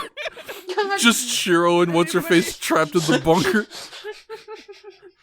Can I toast and a Lunchable? Or a juice box? And my math homework? I love you too, Shiro. Oh no. But yeah, so Tachibana and Rukio are driving out into a field trying to get away from Gebacondor, who is flying in pursuit after him. And who should come to intercept him in that pursuit but the one and only Kamen Rider, who's He's here now. he's here now. He's He here wasn't now. here before, but he's here now. We got the budget. He comes late to weddings. I don't know what to tell I don't you. know what to Yeah, tell you. he just never makes it on time. He loves the wedding crash. All right. I will say, I think I understand. This might be, and I'm trying to see where it's specifically mentioned. If it's specifically mentioned somewhere here in the in like the notes or the episode information. But at some point it is mentioned. And we'll get into this a little bit more towards the end of the other episode. But at some point in some of this behind the scenes information, it is mentioned that the reason for some of these stuff that happens in these next couple of episodes, or seemingly the reason for some of the stuff that happens in the next couple of episodes, is because, it doesn't give me a specific time, but apparently Hiroshi Fujioka did at least some of his own stunts, including some of the motorcycle stunts. And apparently, there was a motorcycle stunt that forced him to leave the show. Huh? Oh. Yeah. Oh no. My understanding is he fractured his leg or something. Oh gosh. Yeah. Ooh. Obviously Gosh. he got better, but yeah. So Yeah, I think okay. these three particular episodes are kind of filmed under those constraints. Yes, I was going to Mhm. bring that up at the end of it, but yeah, now that you're saying it and with an actual historical reason, yeah, this is the the 3-hit combo, which is really interesting how we kind of had it bunched Yeah. up too, these are the episode where Takeshi Hongo does not or barely appears. Yeah. and some of it is probably Yeah. mostly stock footage that they've used Yes. before. Yeah, they mention let me see what it says here. Let's see. Following the motorcycle stunt accident which forced Hiroshi Fujioka to leave the show, the episode was at a point where a combination of reused footage of Takeshi Hongo and a replacement voice actor for Kamen Rider had to be used to fill in for his absence. Yeah, I noticed that it was a little different on Kamen Rider, but he was already a stunt guy, so they could just do all those scenes. Right. Yeah, it's wild. Yeah, I didn't really pick up on it until the second of the three. And by the third one is amazing. yeah, the third one is the third one's just such a good episode that why would you even think about it? But yeah, that's I was fully thinking about it. It's one of the reasons it's amazing. yeah, that's fair. But yeah, that's the only thing I can think of is just that they couldn't, and I guess maybe that's kind of what the plant move was for. It was that was their attempt to write themselves out of a corner with why Takeshi wasn't like showing up and doing all this stuff. But yeah, I'm guessing it's just like with this episode and these next couple episodes, there are like very large chunks where Kamen Rider just doesn't show up for whatever reason, and I would have to assume that is the reason why.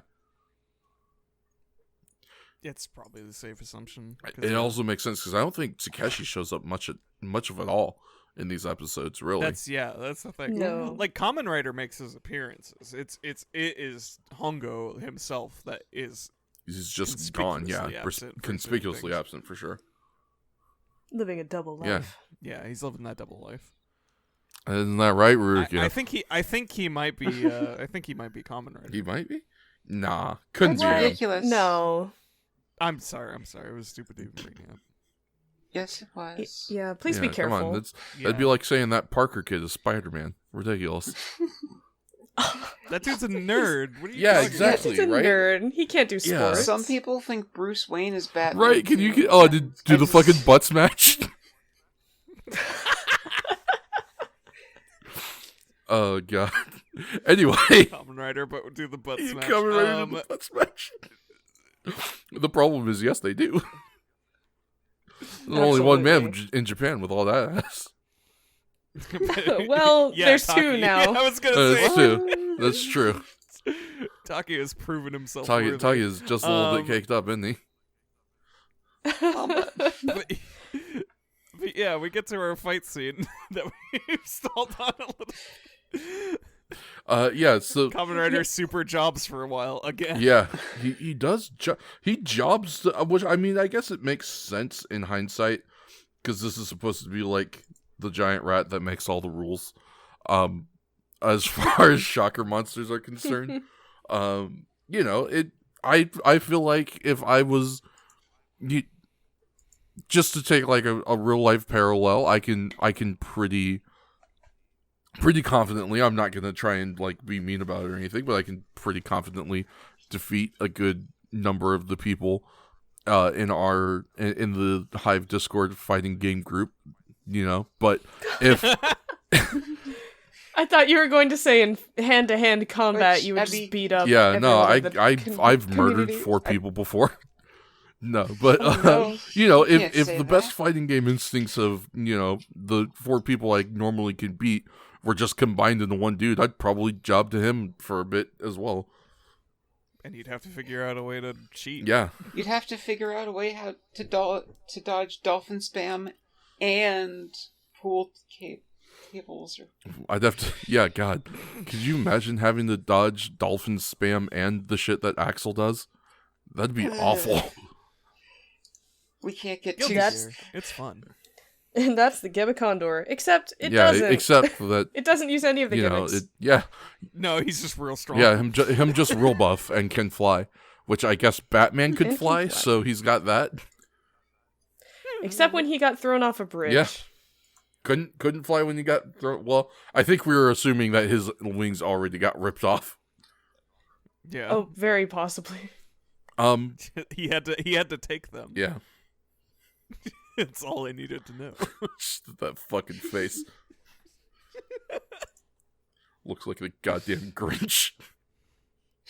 Yes. Anyway, But- This fight Yeah. scene. yeah, we get a fight scene with Gebacondor. It is Freaking 15 minutes later. Yeah. Do you want to lead us on this fight scene? Because I'm not thinking of anything that particularly stands out to me about this fight scene, except for the location. We get a pretty nice change of location for this one. Yeah, it's a big field. Yeah, Yeah. Yes. I think it's an interesting way to start it because the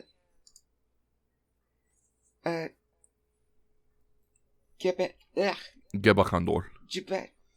The Gebacondor, yeah, it's what 2 hours of sleep will do to you. Sleep more. The Gebacondor just drops in from the roof and then slides down the windowsill. And it would be a really interesting, like, intimidating scene, but he makes this noise. And it's just hilarious. Yeah, because the Gebacondor's noise is it's It's like a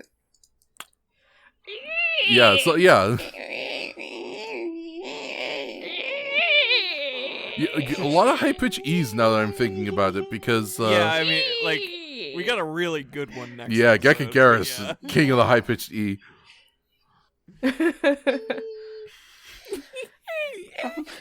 The only thing I really remember being particularly notable for me from the fight before we get into the big finale is there is a particular throw that Gebacondor does on Kamen Rider when he throws him over his shoulder onto the car, and then Kamen Rider like rolls off of the car from the top to the hood and then on the ground. That was a good sell, because that shit looked like it hurted. Just slammed him onto a car. Yeah, we got a lot of car fights. Yeah, this was the car was our set fighting on piece, top of a and it was car. nice. I was of course a big appreciator of the Kamen Rider goes for like a judo throw, right? Yeah, he like judo throws Gebacondor off the top of the car, and then Gebacondor is lying like facing up on the car, and Kamen Rider goes for the double axe handle, and I was really expecting like a senton bomb or a swanton bomb or something. I was just like, yeah, just go for it, yeah.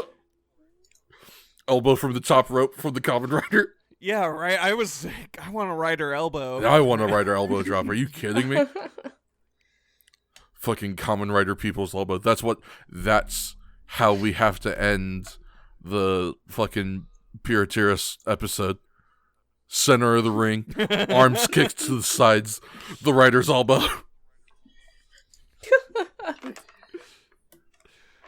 But yes, he is still proving no match for Gebacondor, and to Tachibana's recommendation, he decides to beat feet on his motorcycle. Yes. And After just has like nitrous now. Yeah, it's got cool nitrous jets with a light on the end of his tailpipes. Gebacondor finally speaks his first sentence and goes, "Hi, you running, you big baby?" He starts talking shit. He really does. He finally learned how to talk shit. Took him all episode, but we're so proud of him. And Kamen Really Rider is needed like, to- no. Actually. I'm just seeing that Bugs Bunny meme now. No. No. Actually, I'm actually just gonna charge you. Thank you. Yeah, he just Yeah. charges Oh, his I just speed needed to build some distance, on actually. building up that wind power with the meat fan. Yeah, he's got the meat fan building up that wind power. He's got the nitrous, and he just charges the motherfucker, and they jump in the air, and he jumps the fucking bike in the air, and they just go for a fucking collision, which makes Gebacondor turn into a paper doll, and then explode in a fireball. So good. Fucking rules. Just straight up Death Star, just. It's so wonderful. Hits me right in the Go Ranger level heart. it's some quality shit. It's like, we gotta wrap up. We got a minute left in this episode. Boom! Bam! You're out of here. Yeah. Hell yes. The strongest weapon Kamen Rider has, lack of runtime. Yeah. Can't stop me if you're. It powers him up. The only other real notable thing I remember in this episode after the fight is that Kamen Rider, after the fight ends, is like, okay, bye! And then he rides off, and Noriko gets in the car to chase him, Yeah. also leaving Tachibana behind, so... Like, wait for me, and then it's just Hongo being angsty and riding on his motorcycle, which I as usual, thought looked familiar, which might just That be was stock footage. footage. That was definitely stock footage. Yeah. Yes. super Yeah. reused. Yeah. Yeah, we kind of get our first taste of, like, I don't know, like our beginning of Ruriko really trying to be that bitch. 'Cause Yeah. she's now like, it's like, oh, Kamen Rider, I'm gonna chase you. I'm gonna I'm get gonna this get car. ya. I'm gonna. It's gonna, it's a little fun playtime. I'm coming after you. I'm on your tail. Come on, I'm gonna But get you, Kamen We Rider. don't do anything with that because it's just mostly an ending gag. Yeah. To leave Tachibana in the field alone. More or less. That's no, it's just you don't understand. It's the start of Tachibana's corruption arc. Yeah, you're right. How dare you? Yeah. How dare you He's gonna even become suggest? Super Satan or whatever. How dare you suggest that Tachibana could be corrupted? My best Tachi- Yeah, friend, my Tachibana. best friend. Tachibana He was was going the to bite his best tongue man at out my for wedding. us. How dare you? Look, even the best man may fall. Tachibana drove me to the airport. Yeah, How dare come you. on. Oh, never mind. What's wrong with you? Never mind. If someone drives you to the airport, then That's how you know they're They're Ride real or one. die. they're clearly fine. Tachibana paid for my Uber. We split a pizza Yeah, once. come on. Tachibana got wings with my pizza even though I didn't have any cash. How dare you? Tachibana helped me move. Yeah. Tachibana gave me his leftover fries. Tachibana house sat my Oh. cat. Tachibana got me a refill when I didn't want to get up. Oh. Slander. Damn. Fucking slander, Gopher. God. Can't believe you. Disgusting. These are We'll have to such talk about wonderful this. things that you're saying. Yeah. Please be careful about the accusations that you throw out. Words have Yeah, meaning. come on, Gopher. Gopher. Okay. No. Ladies and gentlemen, I think this podcast needs a second to really reflect on itself and the things that we have said about certain characters. So we're going to go ahead and take a quick break here, and we'll be back with episodes Already? 12 and 13. Might as well. We're Okay. about an hour and a half in. Sure. Yeah.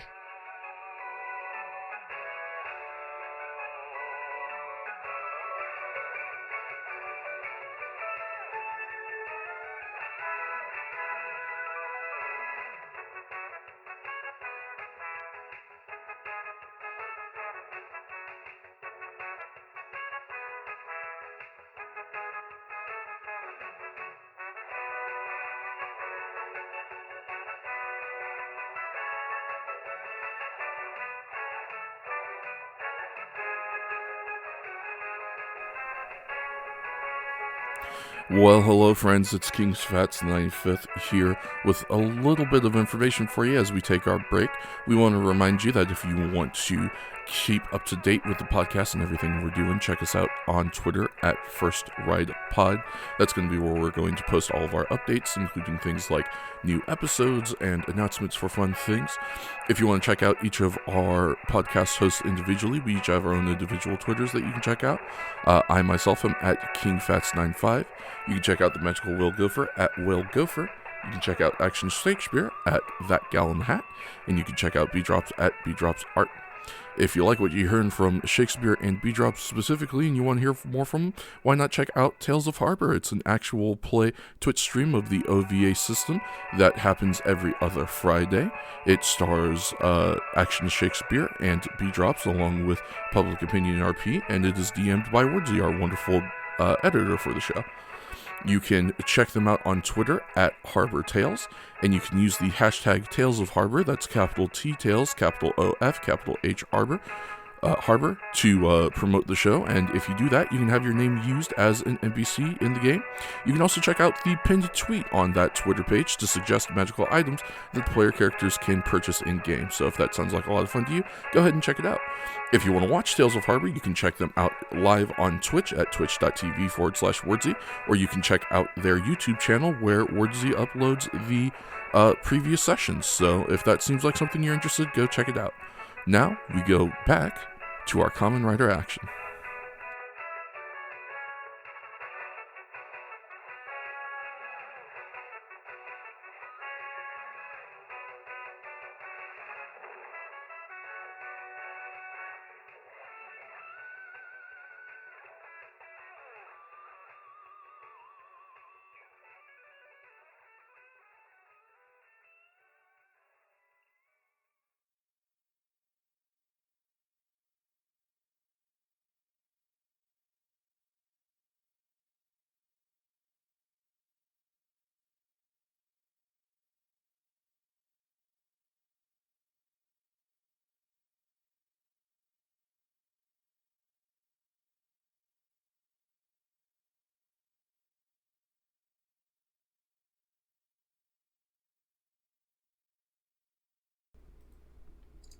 And we are back. Thank you very much. We hope that you enjoyed that quick little ad read that we had in between the break. We're going to get right back into it, right back into it with... Yeah. Now, see, this is the thing that there's a discrepancy here that's not really explained. Mm-hmm. So, as I mentioned, and I brought this up with y'all as well, on like the Shout Factory translation, and actually on one part of the wiki here, it has this episode listed as Murder Yamogeras or Satsujin Yamogarasu. But other translations, including the translation in episode, have it listed as The Murderous Geckgeras. I'm not sure why that is. I can't remember how they pronounced it anymore. Me neither. The reason is because of... I just looked it up now. It was the reason I postured. It may be before. It is simply a translation decision. The Japanese word for gecko is yamori. I see. So you could either go with like so they called them Yamogeras. Yeah, you could go with the kind Or of did they? Godzilla-y sort of fakey name like the Geckgeras or the Lizardlon or the, Gebacondor, or you can go with the more, kind of more literal Yamogarasu. Okay, that makes sense. So yes, that is Kamen Rider episode 12. It originally aired June 19th, 1971. That's 2 days after my birthday. But also several years Happy before birthday. as well. But Happy unbirthday. yeah, a very merry unbirthday to me. A very merry unbirthday to you. To me? Yeah. A very merry unbirthday To to me. you. Anyway, unfortunately still no plot here, but we have a synopsis. It's short, sweet, to the point. So let's just get right into it. A power-hungry lab assistant allows Shocker to convert him into Yamogeras to help them steal the laser weapon his boss is making. That's, that's a pretty succinct way to say it. Yeah, that's pretty much this episode. So we start at... Yes. It is some sort of optical lab, and I cannot remember the name of it. Does anybody happen to remember the name of this optical lab?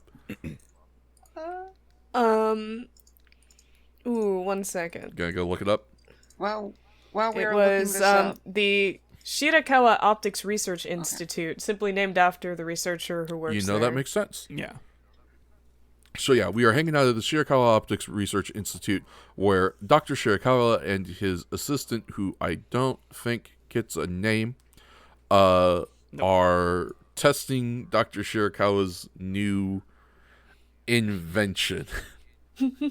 His latest invention. Yeah. Heavy air quotes on invention, because what the shit, dude. he didn't invent it. There's a... The dude in Godzilla did. Yeah, pretty much. Yeah. Oh, go God. No, go yeah. ahead. Just to set the scene, we're in a dark lab that has a bunny. Yep. We focus on a flashlight type gun thing, which starts shining a red light on the bunny. We cut from bunny to gun, back to bunny. Bunny is now a paper skeleton. Poor Daisy Bunsen gets fucking evaporated. These men, as I guess a final test to just really see how fucked up their invention go, vaporize this bunny and just go, well, that's fucked up. We can't really keep this around, can we? Yeah. Like, this Fucking sucks. Maybe we shouldn't Dr. have Shirakawa this. is immediately like, I've made something terrible. We should have never made this in the first place. Why did we get this Why far? did we get here? As literally everyone noticed, very a la Godzilla with the oxygen it is bomb. straight up very just much the same the doctor plot. was just like, can't use this. What if it's in the wrong hands? We have to destroy it. Well, actually, no, he doesn't want to that's destroy the it. other He's thing. not willing He to go that far. specifically says that he can't just destroy it and forget it. That would be like can't just killing one's own child. My dude, the rest. you made the deathest of death Bro, machines. this is like if your child that you were contemplating killing was the literal Antichrist. Like, at some point, you gotta draw a line. This thing is literally Line only at the good for death killing. ray. What did you I don't think know it was what gonna be? Yeah. What did he try to make? I can't help but wonder. Yeah, I can't Really good I flashlight. can't think of where that invention can start, where the end result is, shit, death beam. Oh man, this sucks. Like, I'm pretty sure you have to start at death beam, right? You can't just throw it out. That'd be such a Oh, waste. no, come on. It'd be like if I murdered my kid. No, he's a good boy. He's just misunderstood. Yeah, this is a birthday. Speaking of good boys, we have Dr. Shirokawa's assistant. He is a pretty solid boy. Distinctly not a good boy. He's not a good boy. What are you talking about? Character-wise, he's not a good boy, but like visually and in the whole acting sense and everything, this is the boy I can get behind. He is young boy. He is so suspicious. He just keeps trying to urge just the doctor, like, please, motherfucker why don't you... to ever have been birthed. We have to use the death ray, doctor. I don't understand why you aren't super hype with the death ray, It's a doctor. pinnacle of your achievement, doctor. His thing isn't even like, oh, we gotta use the death ray. His thing is more like, but this is what all of your research and shit was for. Like, didn't you want to become like a famous doctor? I think honestly, I think honest to God, his his whole argument is, I've been on this project for like 3 years, you motherfucker. We're doing something with this, you bitch. You can't just make me be an intern on this project for 3 years and then be like, nah, I don't like it. It murders rabbits. How am I going to get a research grant if the only thing under my name is fucking the stupid death ray that you don't even want to show anyone? I'm gonna lose college credit for this, you asshole. So our anyways, he's a shocker narc. Yeah.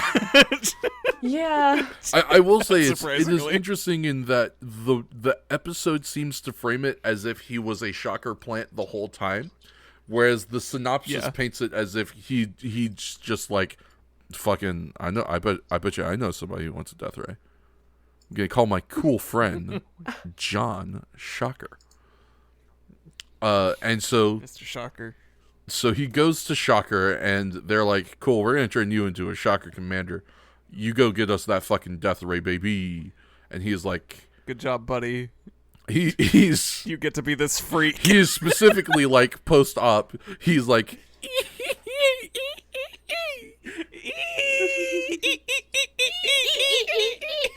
I was the googly this oh man, this dude. This guy's just one of the grossest things they've made in this series so far. This thing is fucking ridiculous. I really like it. I love him. Oh my god, I adore him. It gives me Chameleon vibes. The outfit. His tiny bloodshot eyes. His little bloodshot his tiny eyes. bulging bloodshot eyes. He looks like a fucking garbage pail kid. You know what he looks like? He looks like if someone was he looks like if someone in Dark Souls made a mod that makes a mask out of the fucking basilisk. That's what he looks like. Yeah. He also looks like what's the word? Just the dweeb version of Chameleon. Yeah, Man. he does. This is Chameleon Man's older or younger. This is my stupid brother. This is. I'm not just stupid. Yeah, this is the Chameleon Shut up. Man, Jiminy. Listen, I can be scary too. Actually, we geckos are known to be very fearsome folks. Just right. I can turn people into styrofoam. Anyway, you got a favorite colors? Anyway, so yeah, they turn him into a Gecko Man, and they're like, "Go test your powers, Gecko Man."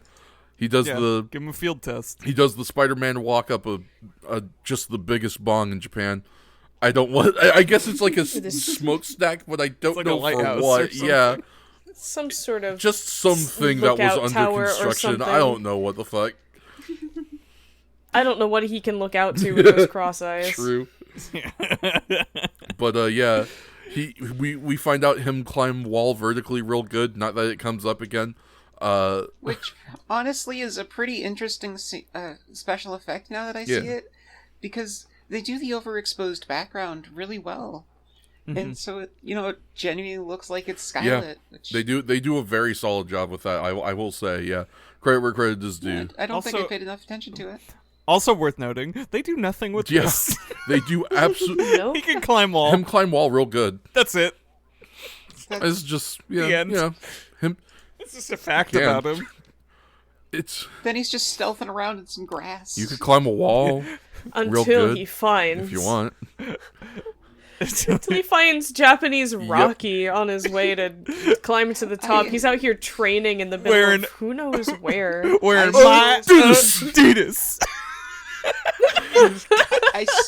I still say he looks a little bit like Japanese Keanu He Reeves. does a little bit. Is the weird thing. kind- He does. tiny He has bit. that long face. Yeah, I mean, like, I'm gonna... Are you taking a screenshot to send in the group chat, please? I'm gonna compare screenshots.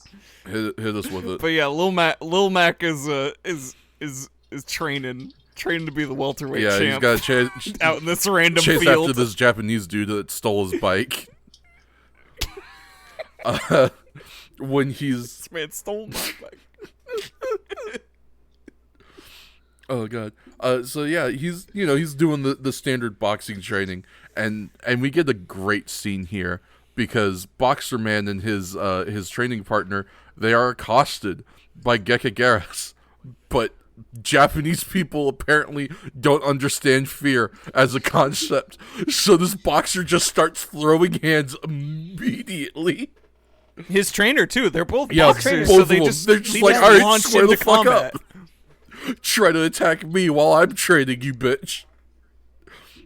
They got some good hits in too. They It was get really some cool. solid strikes in. But then it doesn't matter because old Geckgeras, he's got the plaster spray.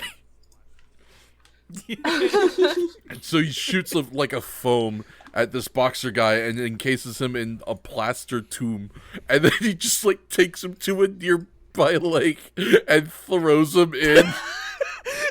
He walks all the way to a Yeah. bridge. We don't really know what the relationship to these locations are, but he goes all the way just to A a bridge. bridge, not even in the wilderness anymore, and just talks him. Just Then just laughs about it. It's so good. And I love that this bridge doesn't look like it's anywhere near the previous oh location. no, yeah. Like he Yeah. walked, No he clue where walked they are. downtown. This man traveled far to see this. He really did. He kind of honestly, and I don't know if this is, I imagine my experiences aren't universal, but he kind of reminds me of my experiences when I play a video game that allows me to do whatever the hell I want, and I decide I'm going to Yep. go nuts. Yeah. I'm going to carry this body with me all day. Hey, look, a bridge. Throw Yep. it off, you know? What do I care? I don't have consequences. I'm playing Grand Theft Auto. But I'm also a gecko. Yeah, Gecko Theft Auto. Ah, that's what the G Yeah. stands for. That's what they don't tell you. So I guess if I'm reading my notes correctly, we go next into the proposed drag race of Ruriko and Takeshi Hongo. Yeah. Which, now that we've talked about how Takeshi Hongo was basically MIA, the scene scene that makes follows a makes a little lot more more sense, sense.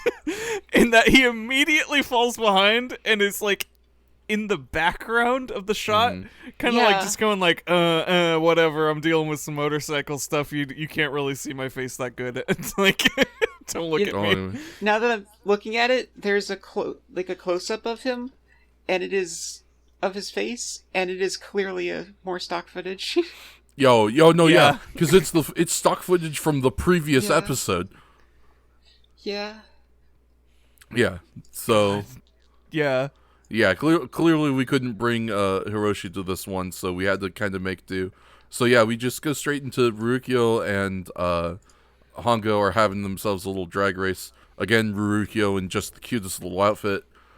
She's got herself one of the motorcycle neck scarves. She's got a red jacket. She's got a helmet. It's a great look. Rurikyo serves some Yeah, pretty she's- nice and looks she's- these episodes, I will admit. And going toe to toe with the man himself, Takeshi Hongo, just challenging him to a race. Ruriko really trying to train to be the next one. Truly. And I appreciate that. I appreciate her moxie. So yeah, That's spunk, kid. they have their little race, and Ryukyo's like, "Hey, I won!" And as she's looking back to talk to Hongo, she sees that the car is kind of swerving and driving real dangerous, as it is surrounded by 3 dudes on motorcycles. And she comments on what dangerous driving they're doing. And as they drive past, she kind of just determines that the motorcycles are chasing the car. She does not cite any evidence of this. She does not mention any deductive reasoning. She kind of just says those motorcycles are chasing that car, and then decides she's gonna go help. Just the balls on this woman, yeah. truly. Increasingly so, every minute. Yeah. She, like I said, slowly but surely trying to prove more and more through these episodes that she is in fact that bitch. Because, yeah, she... actually, this episode specifically, more so than the other ones, this is all just Ryukyo being about that action. It's incredible. Yeah, it's... I mean, I only wish it had a better payoff. Because it's still Ryukyo in the end. And so, unfortunately, she's not very bright. Yeah, well. Unfortunately. What are you going to do? At least she's trying. Yes, so we have Ryukyo go ahead and chase after the car along with these other 3 motorcycle people. The guys on the motorcycles finally get the car to successfully stop, and they reveal themselves, lo and behold, to be Shocker agents, in fact. And it looks like the person in the car is none other than Professor Shirakawa, who we saw at the beginning of the episode. I just realized we missed an important plot point. Oh no. At the beginning of the episode, right? Talking about, we've made a death beam. Can't destroy it. Can't use it. What are we going to do with it? Tell you what we're going to do with it. We're going to take the blueprints. Put it on microfilm. We're going to take those blueprints, we're going to put them on a microfilm. And then we're going to hide the microfilm. Why are we not just burning the plans? We will not explain this. We might need him later. Yeah, might need a death ray. Can't kill my child. You made me destroy the death. Baby. You made me destroy the death ray. I'm not gonna throw away the plans, okay? Fuck you. Wow, holy shit. Hey, just to derail the podcast real quick, Gopher has gone ahead and posted for us a comparison of Keanu Reeves as he looks in Bill and Ted's Excellent Adventure with this boxer guy we were talking about earlier. God damn. It's uncanny. Right? Wow, yeah, this dude he looks like Japanese Keanu Reeves. What? Holy shit. I apologize I keep derailing the conversations. I mean, it's vaguely relevant. Wow. It's just instant for me. That's another upload for the podcast, but or for the podcast Twitter, but maybe we save this one because this episode isn't even going up this week. So yeah, we'll just have to note to self, post these on the podcast Twitter when this episode comes up. If the things aren't there on the podcast Twitter by the time you're hearing this, scream at us in different languages. Yes, especially ones that we do not understand. Mm-hmm. But we'll know what you're talking about. But yes, so just wanted to cover that real quick because, of course, once the Shocker agents capture him, they're like, "Hey, Dr. Shirazawa, we want you to come with us to a Shocker location, a Shocker outpost." And he's like, "I don't know who you guys are or what you could want with me, shifty eyes." And then, of course, who should show up? It's Kamen Rider. Well, it's Ruriko. Well, yeah, it's Ruriko first. Shows up first, and they throw a fucking knife boomerang at her. And who catches it out of midair? It's Kamen Rider. Who is suddenly here? Suddenly Rider is right there beside you. Yeah, he just shows up, and so we get ourselves a nice little bike-based fight scene. A bike fight, if you will. To which Ruriko does not put the pieces together on that Nope. one. That her friend Somehow. Takeshiongo At hung all. back, and now Kamen Rider is here Nope. very quickly. Oh well. Yeah. Boy. We also see the goons in some like cup gas Yeah. masks. We get some new looks for Which the is- shocker grunts, which I appreciate. It's nice to... It's interesting action because figures. I don't think we see them beyond this outdoor bike scene. No, we do not. No. And I just like They're the biker gang. I thought there was going to be some new, outfits. Maybe they're branching away from the face paint. But nope. And No, I think that's actually going to happen here in a couple of episodes, if I'm just kind of going based off of, like, scrolling down through thumbnails. Honestly, it actually might happen on episode 14, considering what we saw. But I digress. and I don't know how to describe this next bit as they're fighting on the motorcycles. Well, I know he... Actually, I'm not skipping anything, am I? That's what I was going to ask, because I was going to say the only thing I can think of that's notable about this fight is the very end of it.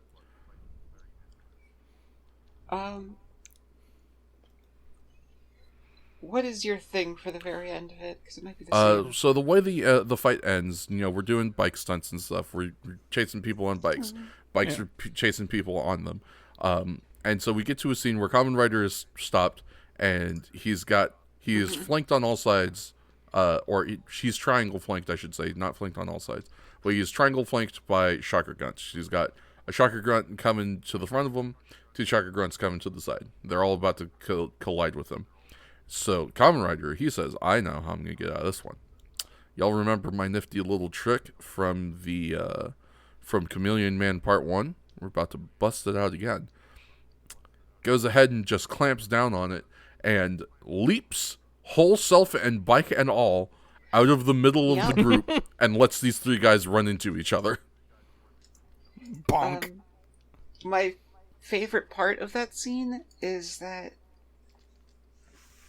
if you stop closely, you can see the goon in front lifts up his foot and then starts to accelerate.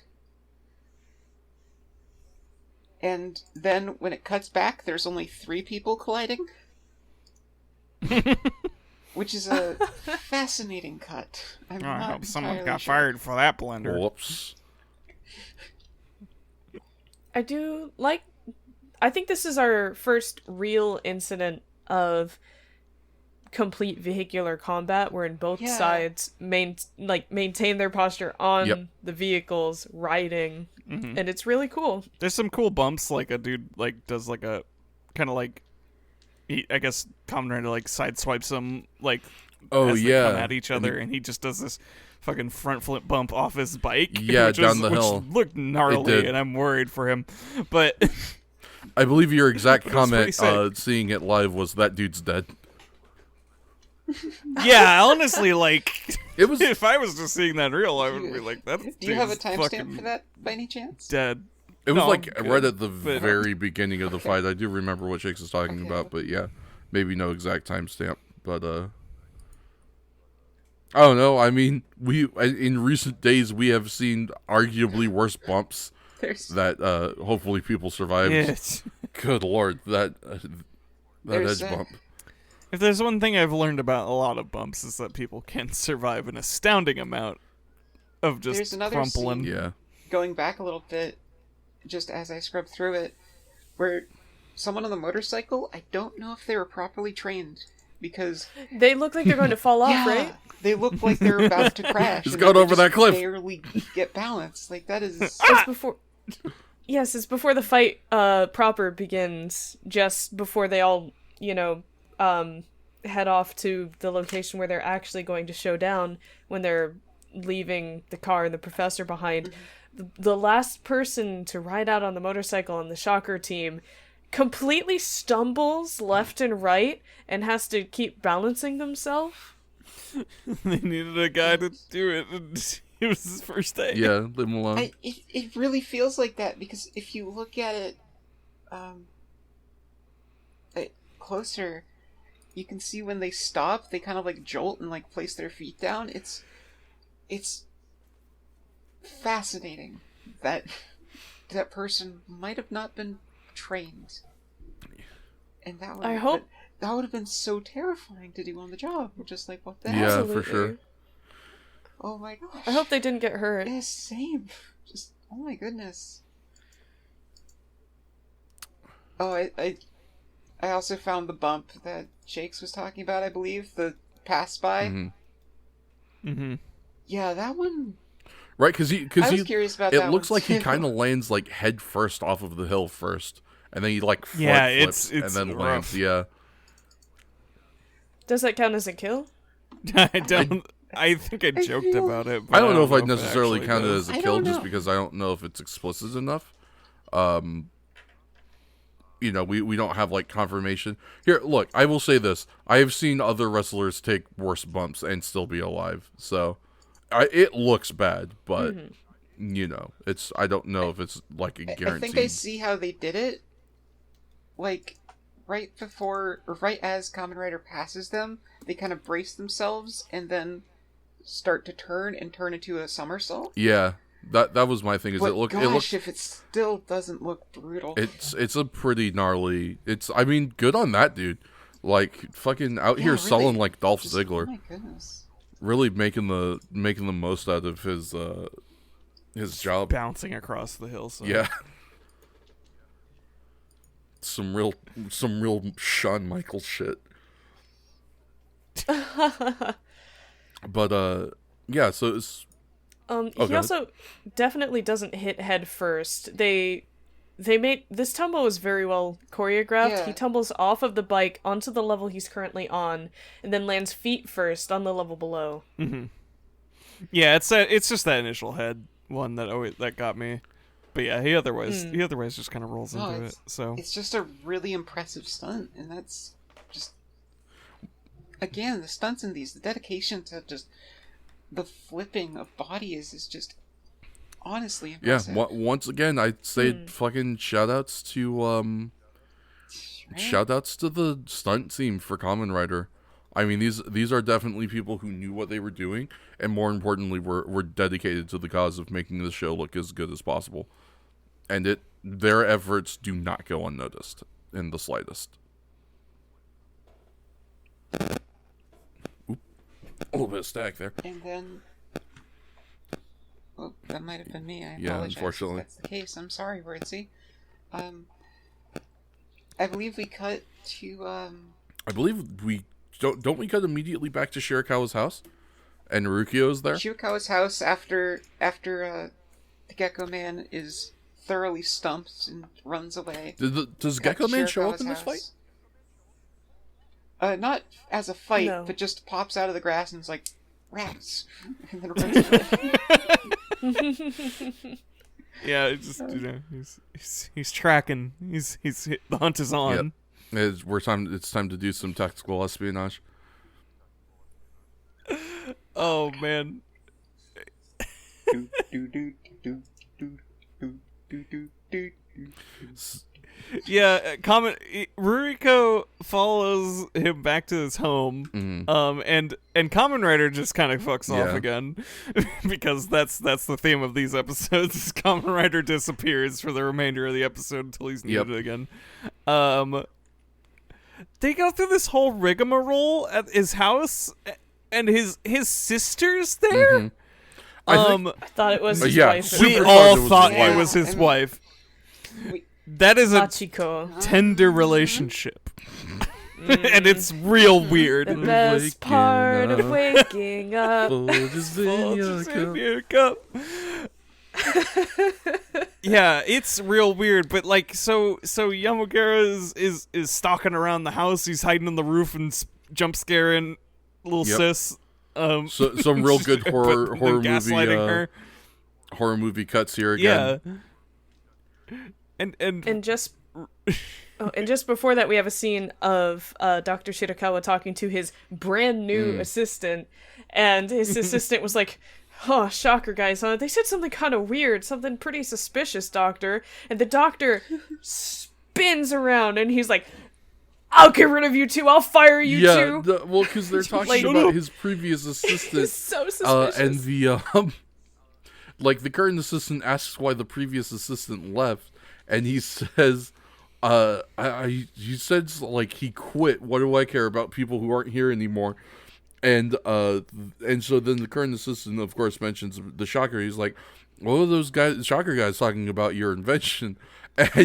And Dr. Shirakawa, like he says, he just spins around, and I think the exact line is something like, you can get out too if you're going to give me more glib. Yes, and like they both, the new assistant and Ruriko both give him like this look. Yeah. Oh, okay. He is so suspicious, and even he realizes it, and he takes a moment to just like glance around, like, Jesus, what have I done? My stress cover is getting to him. Ruriko just really is hanging around that house all Yep. day. Yeah. and this man doesn't know her. She gets a fucking phone call from Hongo. somehow. Without his voice. Asks him, hey, how did you get this number anyways? Don't worry about that. And that's it. And I think He what does tells he her to even do tell something. her? I don't even remember what. I'm going to go check. And let's go for you can beat me to it. One moment. Yeah, and everyone is... How do you know I was here? Forget that and listen. Yeah. You should probably stay out of this. There we go. Leave everything to But me. Oh yeah, he just Wait. tells Ruriko to shut up and leave everything to Stop investigating. Stop it, and Ruriko's like, yeah, sure, whatever. You should probably stay out of this, is what he says. Leave everything to me, yes. Oh my god. Yeah, leave... Hi, I'm I Takeshi think I'm Hongo. doing pretty well, actually, was her Yep. retort. Hi, I'm Takeshi I mean, Hongo. to her Stop it. credit. Get some help. Just... does a whole lot more fucking work than Hongo in this episode. Well, but we know why now. To a degree. Oh god, like, so this next sequence is like one of the most baffling ones, and it is truly because Hongo is not available, but they needed to splice in some stuff. Well, So we get, God, it was like, so first we get the professor. Professor is knows people are onto him now, and so he needs a new plan. So he puts a Well, now hold on, he puts the microfilm, because this is not Yeah. a new plan. This is the same plan. Okay, We are just sorry. executing It's the it. same plan, but he needs it in a different place. So he gets the microfilm, he puts it in a necklace, and then gives the necklace to his sister. Unfortunately for him, Geckgeras has been Yeah. here the whole time. Just He's been just skittering chilling. Just around on out the of view. ceiling. And saw Also, it. it's her birthday. Also, it's her birthday. Yeah, Happy birthday. She's just a little girl.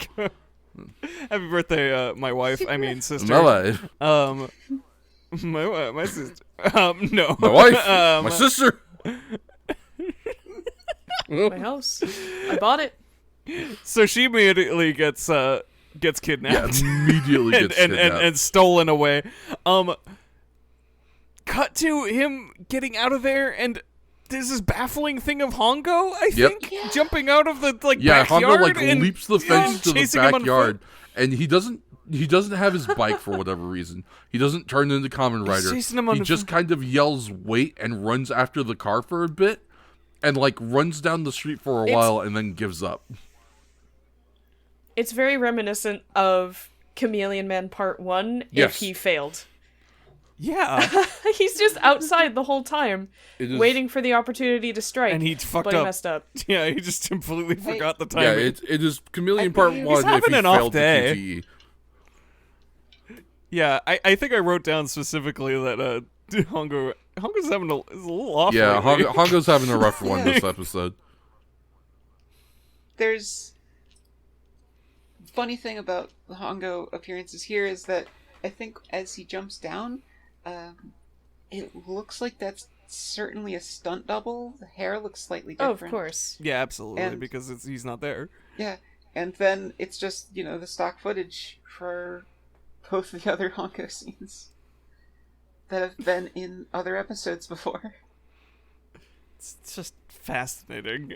Yeah, it's a why really they even interesting decided to workaround. include it. It's so... Oh, I love it. It's probably the most incomprehensible workaround they have, but it is fascinating. But yeah, they have the plans and immediately get to work on that ray and have it, and they let Geckgeras have a real fun time. Yeah. He's just having such a good time. Having the time of his life. So Mariko is just like, they meets up at the cafe. And Oh no, we're not going to talk about it. We gotta talk about it. No. Well, Is it after this this is scene? this is a little. Yeah. Sorry, Yes, I skipped the cafe because this is where I and- noticed wind up chicken. And then they talk, or the brother talks about her sister getting kidnapped. Mm-hmm. Right. Saying, I invented such a terrifying laser power or something like that. Yeah, no, that sounds about right. And Oh, then, God. Yeah, and Ruriko, this is I think where it finally synced in that it was just like, where the hell is Hongo? Because there's this moment where she consults, she's like, I'm gonna go talk to Hongo about this thing, and basically the next scene we see Ruriko is, alright, Hongo told me about this. Does she ever actually get the chance to talk to Hongo? She did. She Not said on screen. she said she talked to Hongo. We never see it. Okay. Though. They didn't do anything for that. They just like, she's gonna go talk to Hongo. Look, Okay, they she has just talked to nab Hongo. But then we have a highlight scene for probably the entire franchise at this point. Absolutely. Just this this random business person just Poor gets caught up salaryman. by Yamagalis, and it's just like, oh no, boom, handheld death ray, skeleton turns to paper, then just loops to the ground. And then some poor schoolboy comes by and is like, What's hello, up? what is What's happening up? over here? Boom, death ray. And then we got the double kill. Double kill. He's kill. also paper. He's also a paper skeleton Yo. Paper with the skeleton, strings the fully strings visible, lower down. visibly crumpling like paper. It's just like not even trying to guys- like be an illusion. It's just what I have happened. to But take a then- moment and okay, again, this is one of those many, you know how we're always talking about, even if you can't watch the whole show, go watch this one specific thing. Here's another one of those. This is it. You This have is to it. go Watch this fucking watch scene. this scene. We Here, I'll we even have to get- go. I'll even get the timestamps for Please you. get the timestamps. We if have you're to still go listening. moment by moment. So, immediately after the student is killed by the ray, and we see his illuminated paper skeleton crumpling to the floor as he is now dead, we now transition to a shot of Geckgeras, and he is sort of reveling in his recent double kill. He's laughing, just does a little and dance. the camera starts panning out. You can see that he is sort of he's laughing with the ray gun in his hand, and we see once it's gotten far back enough, he's sitting on top of something. Oh. It's a playground slide. It's a playground slide, and as soon as he finishes laughing, he puts his arm down and he slides on down to continue his reverie. Takes a victory It does a little dance. It's like. This scene stopped us in our fucking tracks. Oh my god, yes. The only other time this recording, besides when those previous monster portraits showed up, where we had to actually rewind the episode, because holy shit. One of my favorite parts about him sliding down the slide was that, like, he uses his hand to slide down and then stands stock still as he drifts down. Yeah. Stiff as a board going down the slide. And I want to take a moment to highlight these paper skeletons as we were referring to them, because I almost feel like that's giving them too much credit.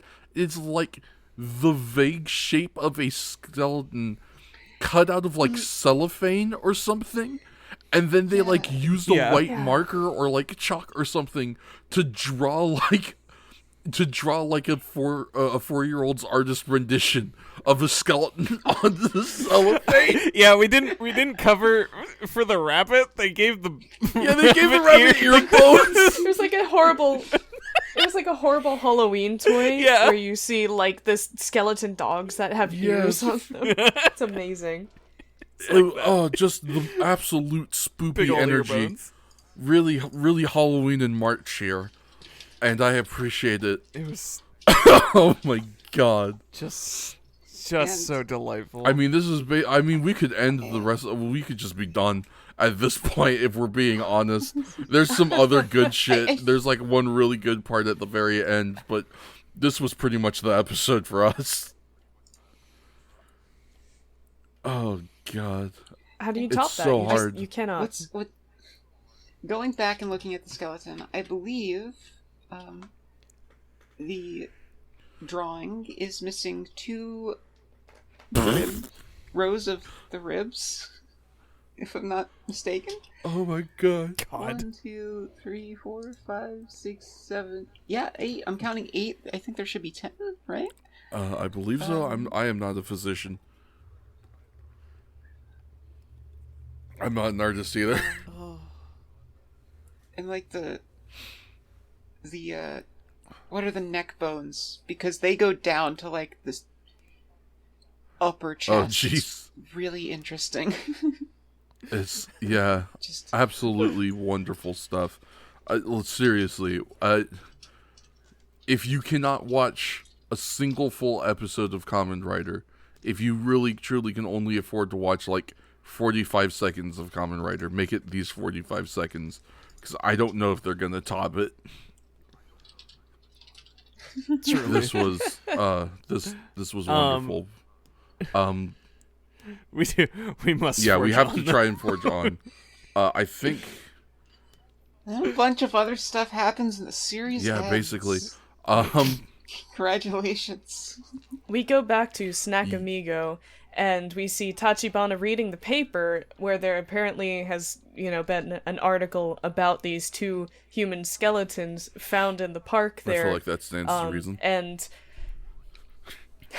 Ruriko asserts that the line she says is, "Shocker altered the laser you made into a weapon, didn't they?"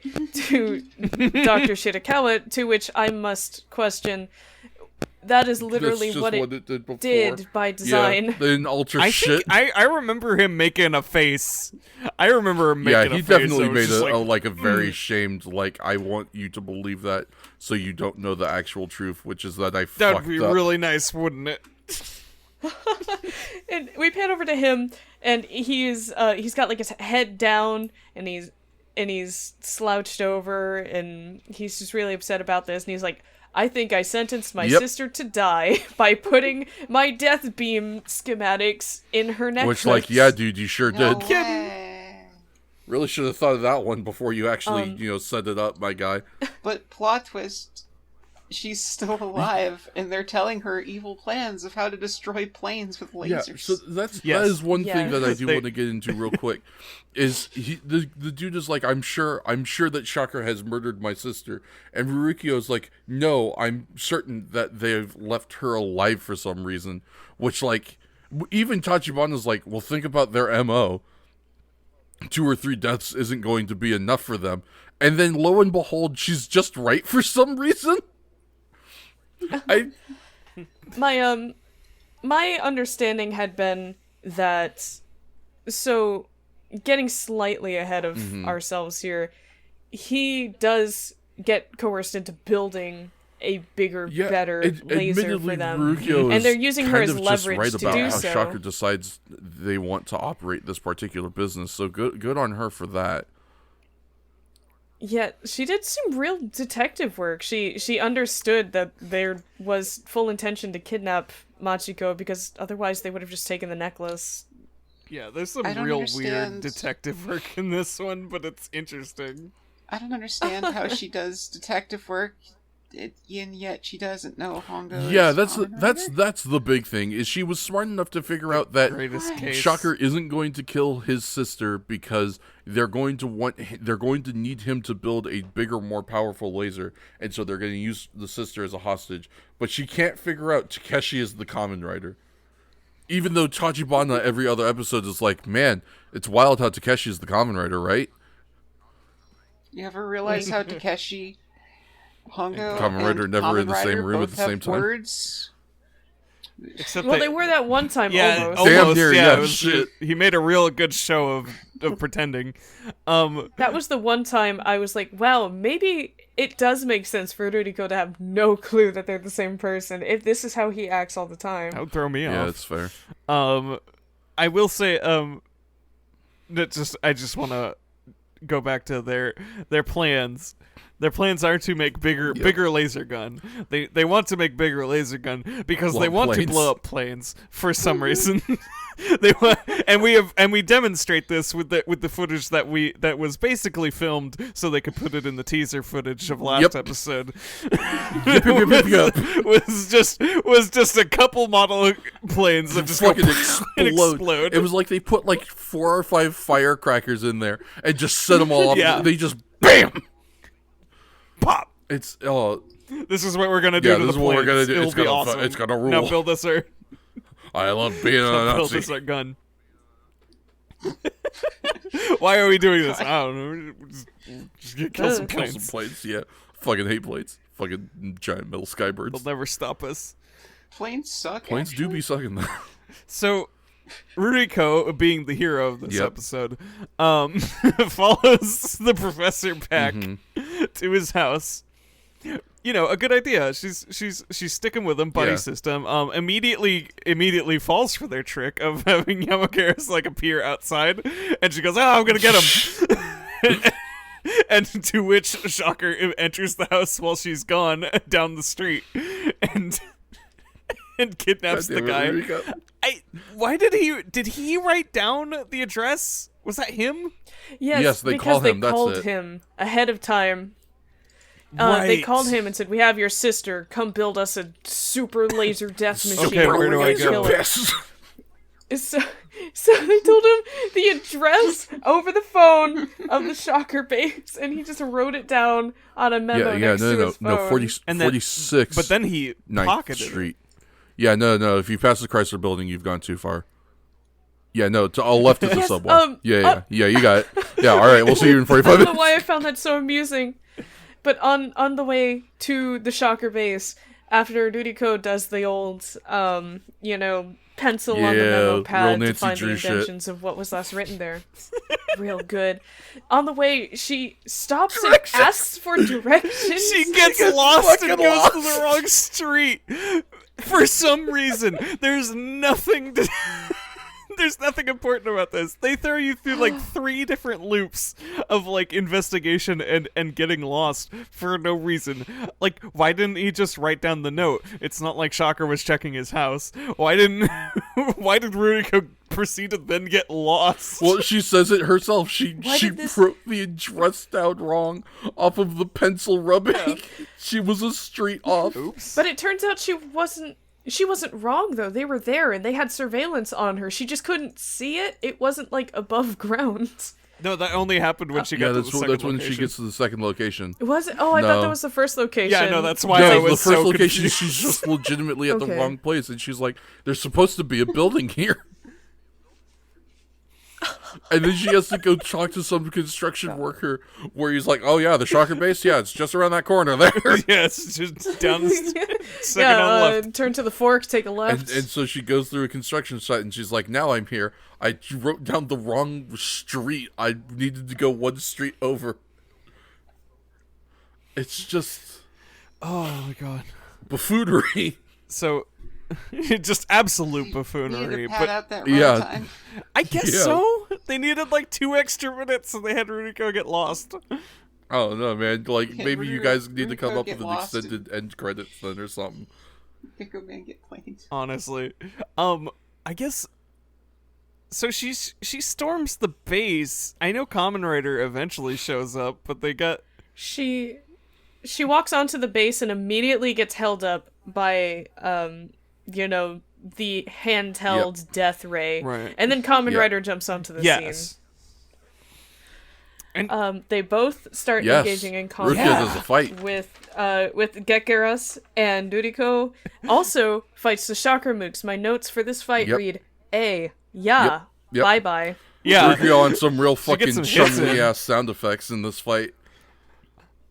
I loved this episode because Ruriko got some hits in and didn't like interfere exactly. She did kind of bumble a little and get the guy Yeah. kidnapped, but she otherwise didn't really interfere with Kamen Rider.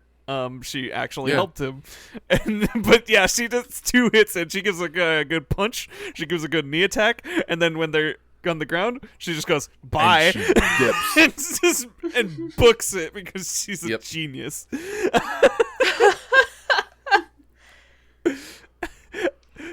And we have our giant laser. We have our Yeah, super laser. It's ready. ready. We're gonna Um, piss on the mood, Obama. it's you called the idiot. Danger Light.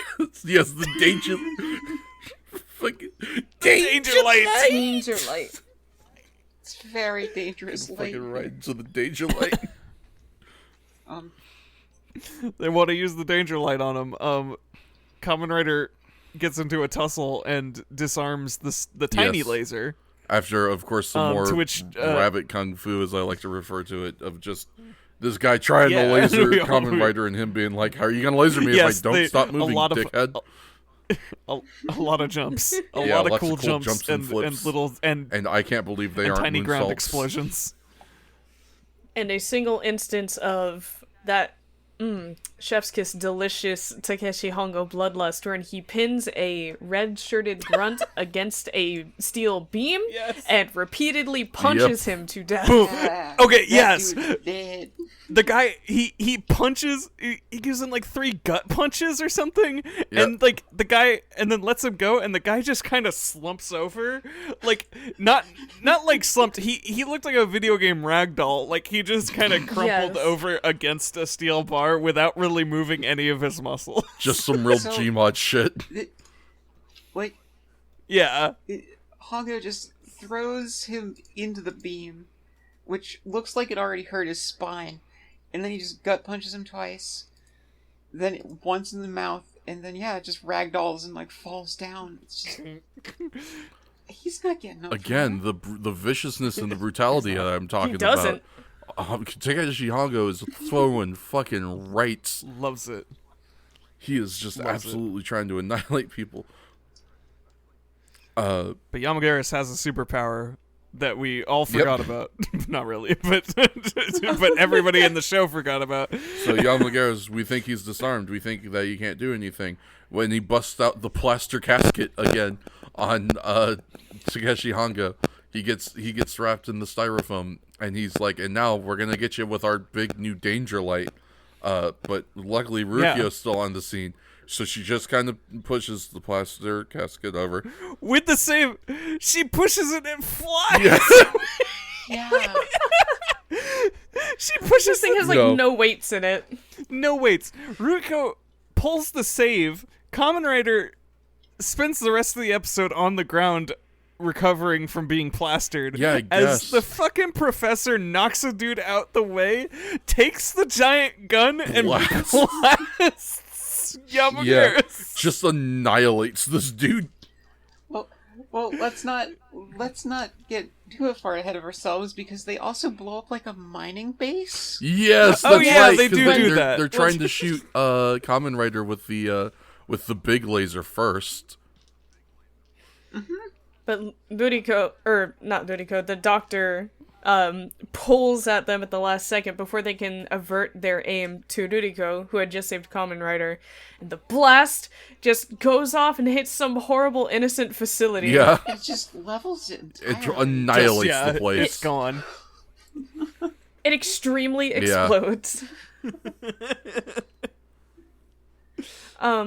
So after that incredible spectacle, Professor Shirakawa is now in possession of the danger light, and he turns it on the big bad? Yeah, yeah. He sure does. And it's just wild. This is this is the first instance of a non-shocker or Kamen Rider kill in the series. Yes. We have a third-party kill. Kamen Rider got kill-stealed. Yeah. He hasn't Straight got up any kill. kills for the past 2 episodes. Okay, Actually, I actually just watched it again. I do feel like we need to take a moment just to comment on the effect they do for this kill on Geckgeras. Actually, Right? really fucking cool. Yes. So they Dude have them immolates, outside, and then they, it's just they left shine this nothing. colored light on them, and yeah, it looks like the effect is almost like they had like a powder that was super flammable, and they just kind of like tossed it in the air and like threw a match at it. So like this kind of just like this pillar of flame just kind of drops down onto the ground. It looks amazing. It looks so good. It's really good. Because, yeah, he just turns into fire and then just disappears. Not even then- ashes. I remember us all being shocked. At least I was. I don't know why. But when the sister says, "Oh, big brother," Yes. That's. I mean, we were surprised, I- but she our does. original I think shock- she mentions it previously, so I think at this she point, mentions it a lot. she And I she don't first know why. mentions it during her birthday Right. party. Yeah, that was when we were She first. first calls him Big Brother there, and that's when we Yeah. were like, "Oh my god!" The thing we "oh my godded" at here was that she got all up Yeah. on him. She in this scene. clutches She, like, his arm grabbed his close. arm It and was was very- like, clutching It's- himself onto him. I'm actually thinking about it now. Watching it over again, this happens multiple Do times. you know what energy this has? This has the same energy as in the Sailor Moon dub, where they have Saturn and Neptune Yeah. be cousins. Yep. I was thinking thinking that in the moment, yeah. Same. Yeah, it's just, it seems like it's just like a weird translation So glad. change 'cause- for some reason, and like she actually is supposed to Like- be his wife, and they just didn't wanna for And some yet- reason. And yet, no. But that's not the case, and it's weird. Well, you see, it's a kids' show, and you can't show a married couple. They have to be. What about the separate. last episode? We had a married couple last episode. Don't worry about it. He's got a What's the slamming alternative wife. here? I love the following shot. We I know we all love that Karate Bugman Yeah. cake. So after everybody's had their happy ending, Hongo does not actually immediately ride off on his bike, but for whatever reason they have this weird gratuitous shot of him running Yeah, from he has- behind he has to to, get a like, head start kickstart before he his gets on the bike. bike. He Yeah, plops so on if you've there, ever though. if you have ever ridden a bicycle, you will know this Drop it experience of having to like run alongside your bike for a bit and then hop on. He does exactly that. Fucking pants all covered in I don't know dirt. why that shot is there, but It's a it's great shot. amusing. And yeah, that is our Geckgeras episode. A solid one that leads us into, I would say, probably. I mean, I don't know. Is Geckgeras? Is the Geckgeras Paper Skeletons the highlight of this particular viewing, or is it? I mean, we get some good stuff out of the Lizardlon and the Monster Army. Look, There's something to Yeah, appreciate in that's all fair. of them. Yeah. yeah, I think as a whole, Lizardon is a better episode. Yeah, But the vaporizing paper skeletons. yeah. That's God, the thing yeah, is, it Geckgeras was- has those its are so has its good. flashes. That being said, we are going to go ahead and get on over to our last episode of this viewing, Lizardlon and the Monster Army, or I guess the more direct Japanese translation is Tokageron and the Big Monster Army. Shouts out to Shoko Nakajima. That is Kamen Rider episode 13. It aired on June 26, 1971. I didn't know this myself, and I feel like I need to just go ahead and make expectations clear right up front. So I'm going to read this little snippet at the beginning here. So Tokageron and the Big Monster Army is the 13th episode of the original Kamen Rider series.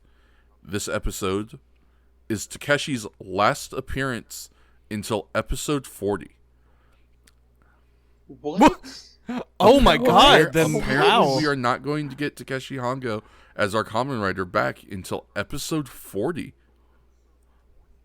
I Was the injury guess that so. bad? Wow. To be fair, my understanding is it was a Holy fracture, cow. so Yeah, that's gonna take a while. yeah.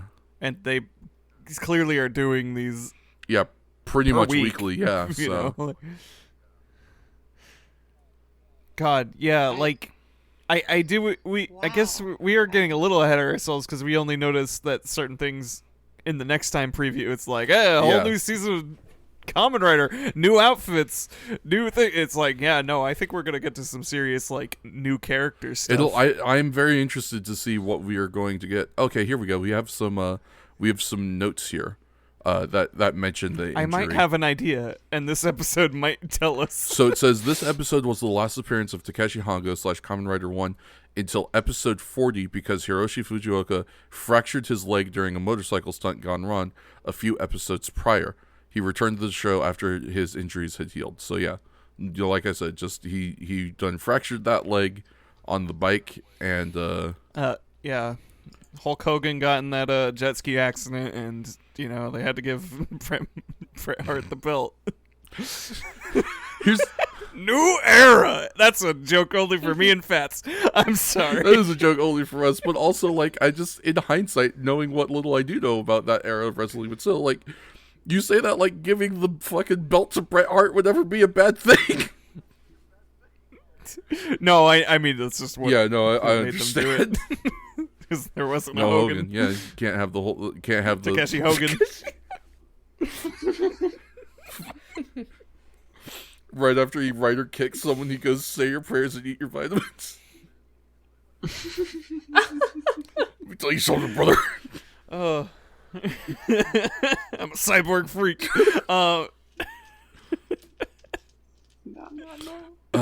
Okay. So yes, this one will hopefully be a nice, quick little jaunt for us because we've got a synopsis and a plot here for us. So I'm going to go ahead and go through our synopsis very quickly. Resurrected shocker monsters fail to break into a research lab because of its protective barrier. They create a new monster, Geckgeras, to have one powerful enough to use a new weapon to destroy the barrier. Have one. God. Yeah. Yeah, have some. Have one. Have one. Have one monster. Okay. And so we're going to go ahead and get started with our plot synopsis here, or our plot breakdown here. It's short, it's a little sparse, but it's going to give us a little structure at the very least. Resurrected Bat and Scorpion Man fail to infiltrate an atomic energy research lab because it's protected by an electrical barrier. Hearing this, the leader orders their scientists to deploy their barrier destruction ball, but its weight, because of its weight and area of effect, however, such a weapon can't presently be used by any of Shocker's monsters. God, that's already so much. You can't just build a cannon? I know! That's like the first thing. Like, also, this barrier, this fucking sci-fi barrier that's just around this building that apparently is nuclear bomb resistant. Right? We should make more of this. Especially because Honestly, apparently yeah, like, this what the barrier hell? is just like, it's electromagnetic in nature. So, like, I can't imagine it's that difficult to set up. Just put it around the city. Yeah, What come are you on. doing? Well, I'll tell you what, they're... Put it a. Why has Shocker not utilized this to put it around like a starport? They're shitty, poor Nazis. Yeah, they don't have the money. They don't have the money. Yeah. Yeah, this is a government issue. Once again, Shocker feeling their lack of funds. This is why they needed the Philosopher's Stone legacy or whatever. Or Hitler's treasure. That's the thing. Yeah, they needed that so that the Philosopher's Legacy, and get the money to build cool barriers. This we were a little, we pretty much knew entirely going in what this episode was going to be about, but yeah, this is just like the greatest hits of every Kamen Rider villain that has appeared so far. It has just been remade. Don't worry about it. It's just a boss rush and episode. it immediately starts with the shadow puppets. Yes. Immediately starts with the shadow puppets as Batman and Scorpion Man stock some security guards at this base. Who's why are they there? They're just there to get killed. Pretty this much, place is yeah. invincible. Why are they outside of the field? God, yeah. I don't Get in know. there! I don't think You they idiots. knew.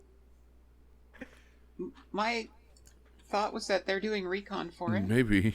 but I guess Fashy Statue yells at. Oh, no, we're talking I'm about talking the about the fucking security the guards. Why are these Yeah, dudes here? like Oh, the this place guards. does not need security. guards. It's apparently got an It electromagnetic doesn't. barrier that cyborgs can't break through. Yeah, I have no reason to.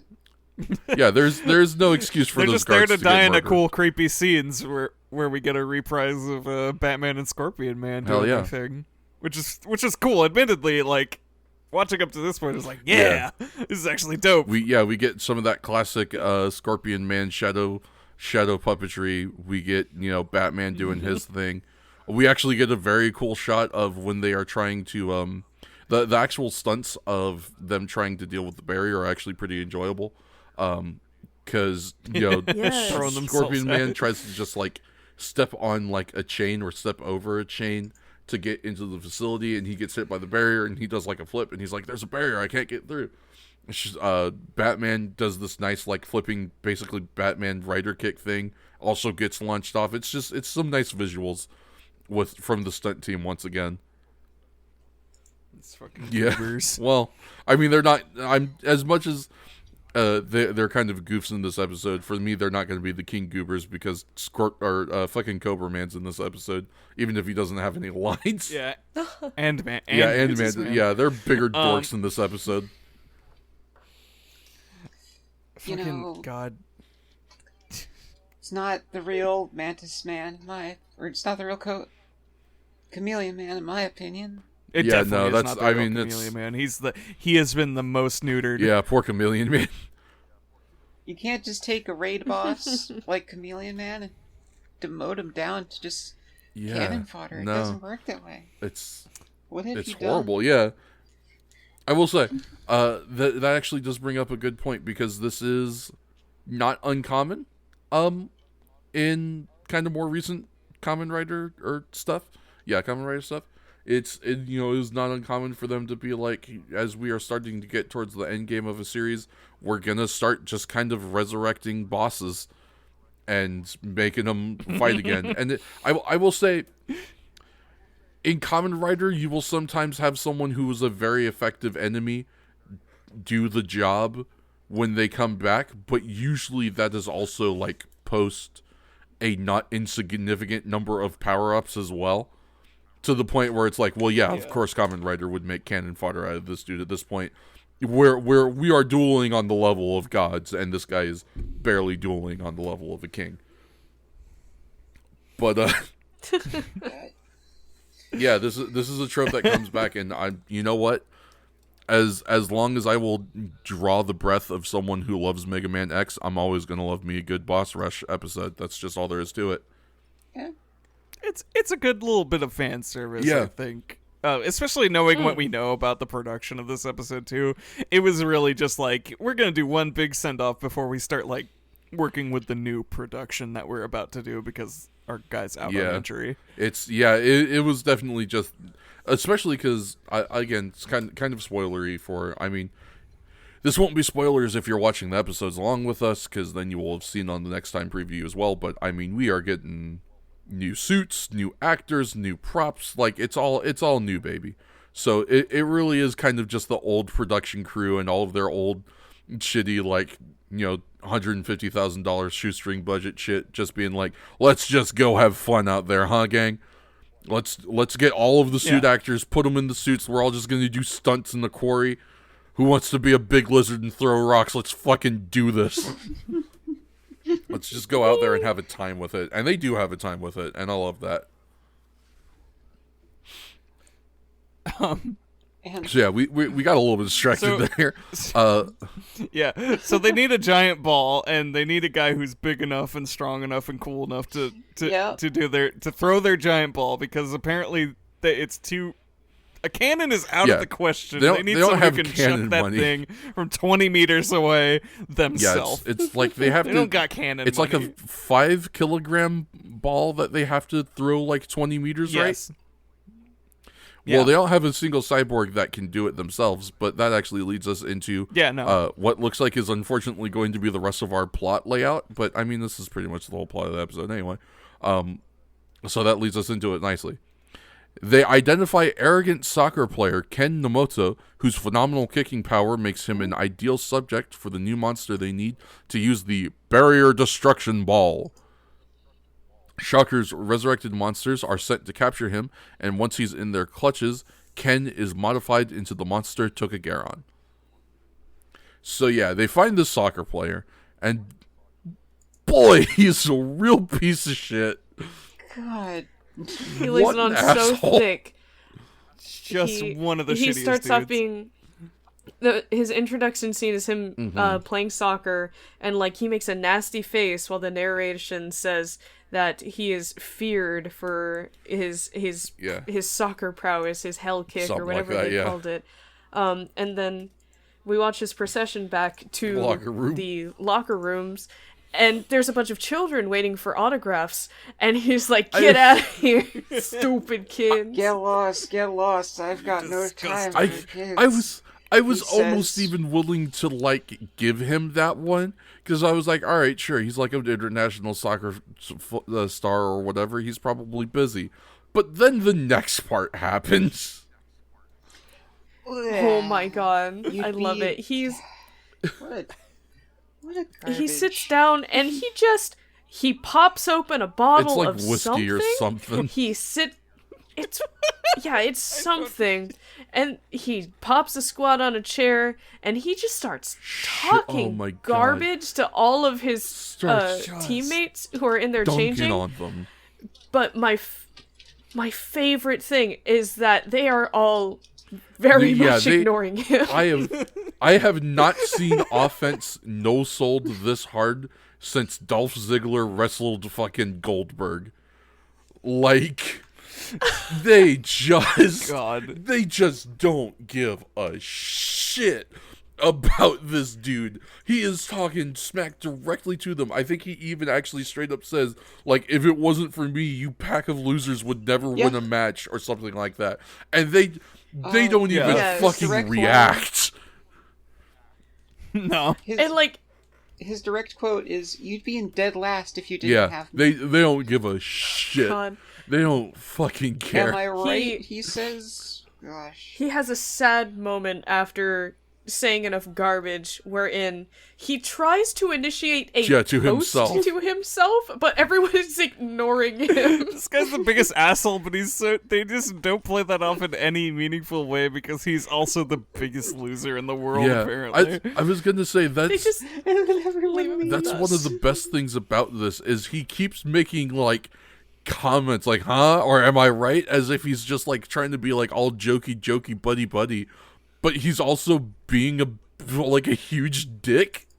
So it's like, who would agree with you when you say this shit, dude? Do not He's like- even engage. He's kind of Yes. like Gaston Kinda. to people Yeah, who don't want to engage. he is Gaston you know? if everyone was just sick of his shit. There's just no charisma there. He's just Yep. dead.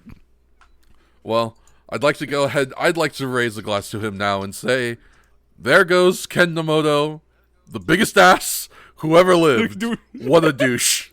What a douche. Before he is overtly Nazi cyborgified, he is approached by Chameleon That Man. is not my chameleon and man. I'm just...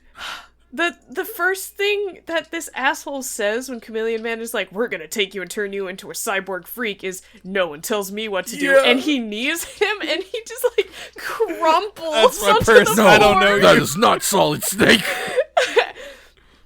So Ken opens the door to run away while Chameleon Man is still Chameleon limp on the Man's in carpet. Yamcha pose on And the floor. Spider-Man is waiting on the other side of the open door and assaults him with spray. silly string. So much Yeah. silly string.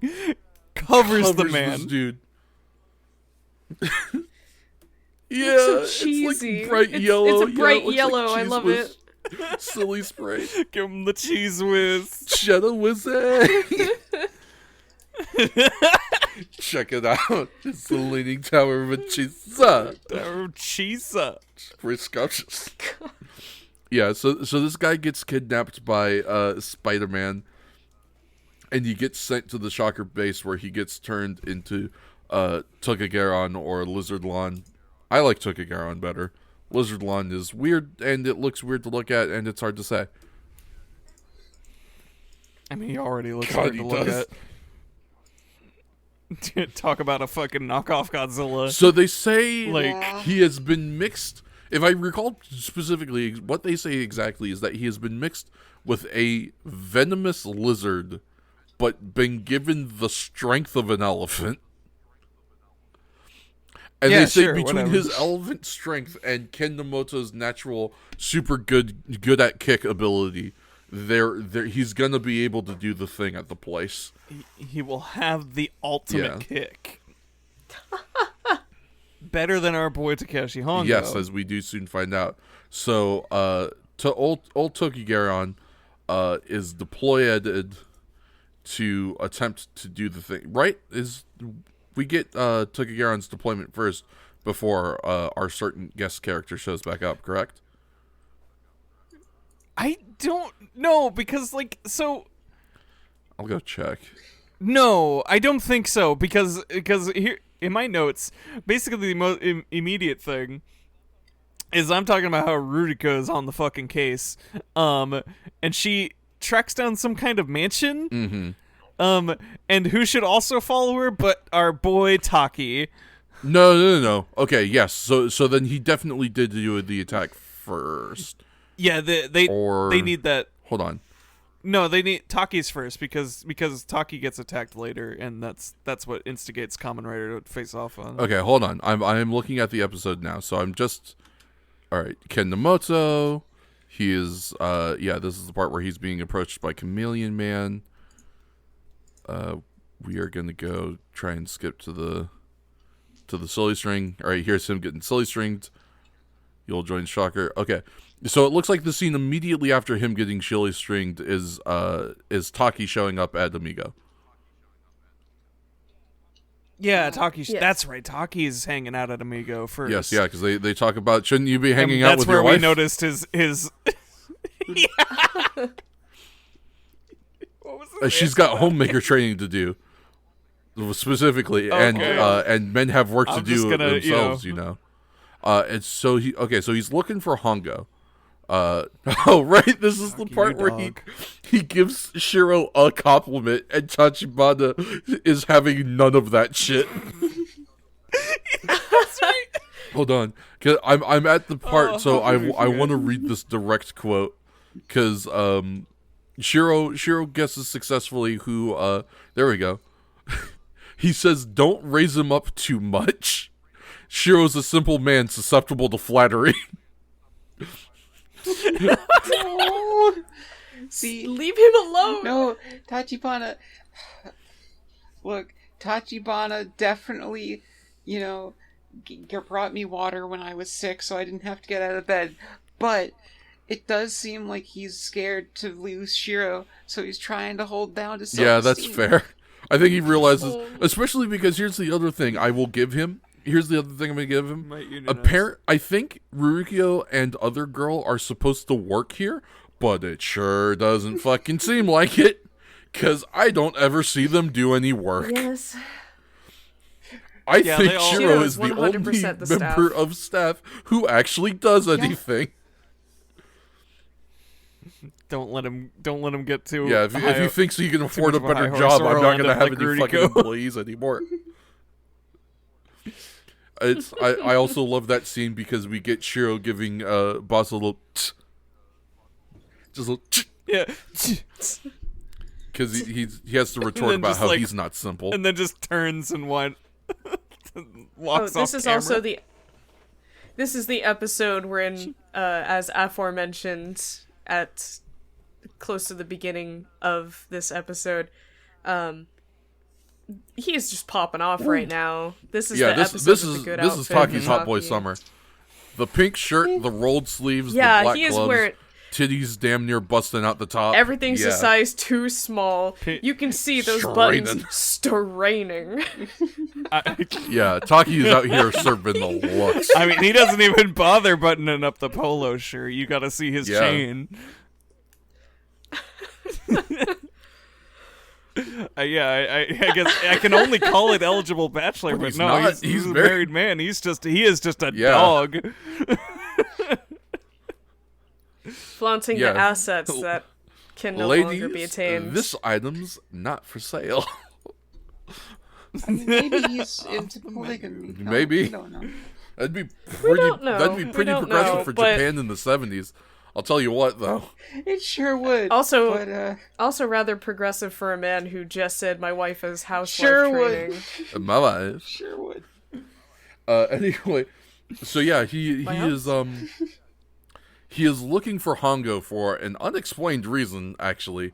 And Tachibana shows him the newspaper indicating where Hongo can be located, where, of course, we learned through the power of stock footage that Hongo is going to the research center to check out the recent attack on the, the atomic, institute, because he is sure that Shocker is behind it.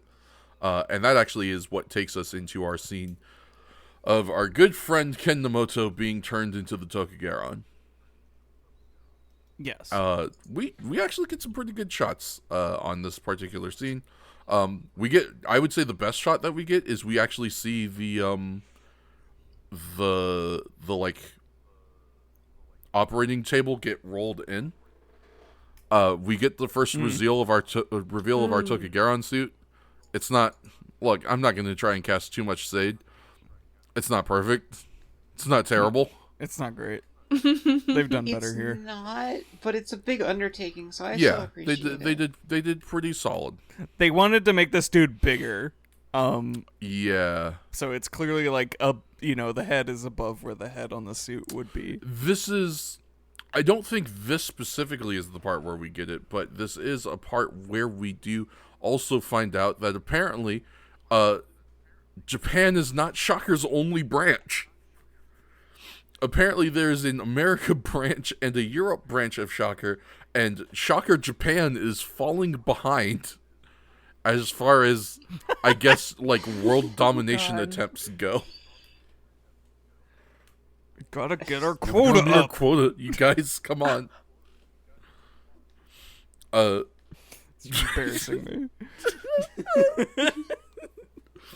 Fucking just corporate Shocker guns. Embarrassing me in front of the American Nazis. Shit, they're gonna send in the manager from the American branch if we don't get our quotas up and we get sacked. Hello. Hello, friends, and Sieg Heil. Get out. Just look busy. Look busy. Answer an email or something. Shit. Now, what can you say you actually do here? Okay. That's a good ease. Can we get those up like 3 octaves? I think that would do much better. Okay. I think you're safe from the chopping block. Now don't push your luck, alright? It's alright. Send in the Cobra Man, please. Mr. Cobra Man, you're wanted in the manager's office. Mantis Man.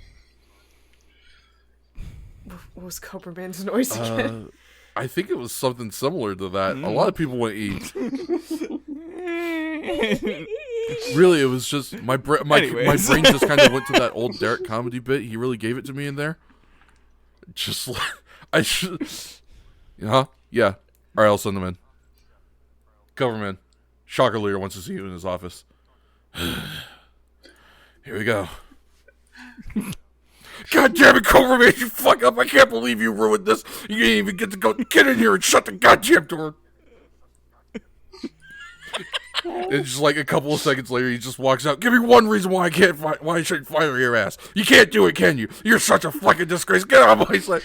And he just closes the door, and Coverman just kind of stands there with his hands for his hips for a bit, just like, you really gave it to me in there. I went back to check. Coverman's sound was basically. Oh yes, laugh. that's He was right. Butthead, not quite butthead. Oh yeah.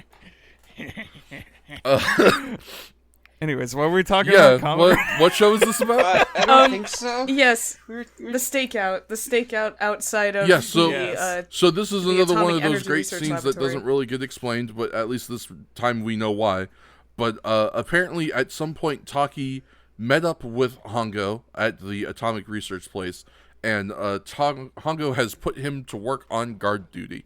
Takeshi, Hongo, Taki, and Ryukyo are all standing on watch, and they're going to try and stop Shocker when they are, when they're making their next attempt. A car drives by, which they notice it's been, or I say they, because both Taki and Ryukyo notice that, like, hey, it's the third time that this exact group of people in this exact car who are filming the Atomic Research Institute for whatever reason have passed by, and so they both determine that is suspicious, and they follow the car on bike to a nice Spanish villa in the middle of the forest. Yeah. Two's a coincidence, but 3 times. Yeah, that's Shocker. That's Shocker. It's gotta be Shocker. 3 times the Shocker. We get our second major incident of Taki just saying some absolute Just some real stupid shit. crap when Nuriko reaches the fence first to enter the Shocker base, and she's like, all right, I'm gonna go inside and find out what's up. Taki grabs her from behind, covering her mouth and nose to keep her from screaming at being just jumped like that, and he's like, shh, all coyly and smiling, and for whatever reason, she's Well, pretty to be fair, okay it's not like with that. he's doing anything sinister. I think if I was in this situation, I've been known to startle people by walking up behind them because they just didn't hear me coming. So if I was in and this put exact your situation, hand on their mouth like you're going to choke them out. okay, and stab them? here's the thing. I don't normally do that, but if I was in a situation where maybe them making a loud noise because they were startled by me might get me stabbed by Nazis, I might do that.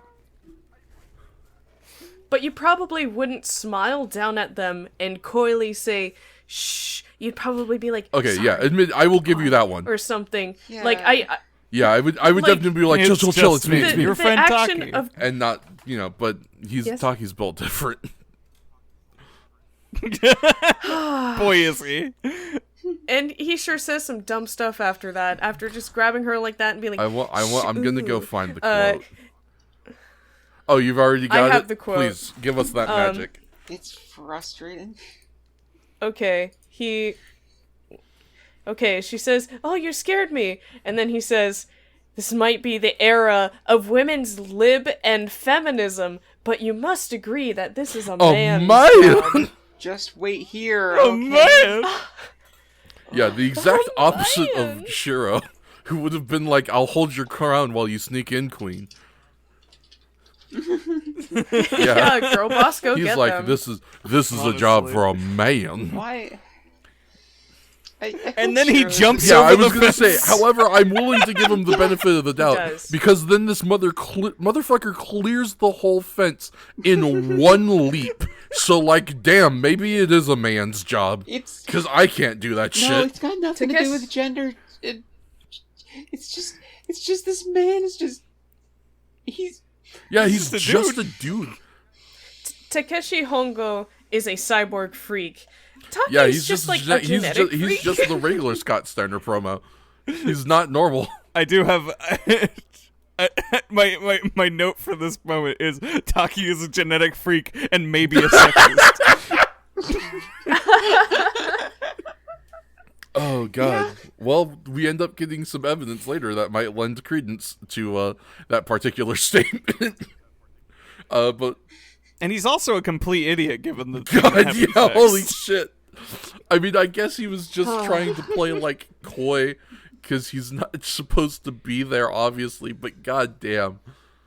So he breaks into the Spanish villa, where he goes into a room where he finds a bunch of just like things covered in white cloths, and he takes one of those cloths off to reveal the Saracenian monster is there, and he's like, "What in the world is this?" And so he continues to take cloth slowly and surely off of every monster that we've killed beforehand. At some point, he comments that they are all just clay statues, which, Yep. Sure. Whatever. They sure seem to be wobbling and not Which holding is- their Look, pose. be nice or to the anything, actors. Which is whatever. extra weird. Well, I just going through this again. I just realized that Cobra Man changes Does he? faces. holy shit! I have to see that. He's not looking. I'll change. I gotta get out. This one's too stiff. I He changes it to a harder of course he pose. does.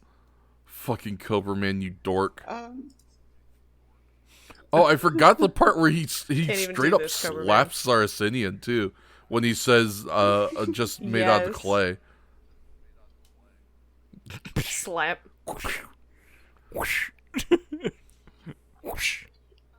So after Taki has been somehow thoroughly convinced that nothing suspicious by is the- going by the on master here, of he the takes house, his who- leave. God couldn't just be more suspicious.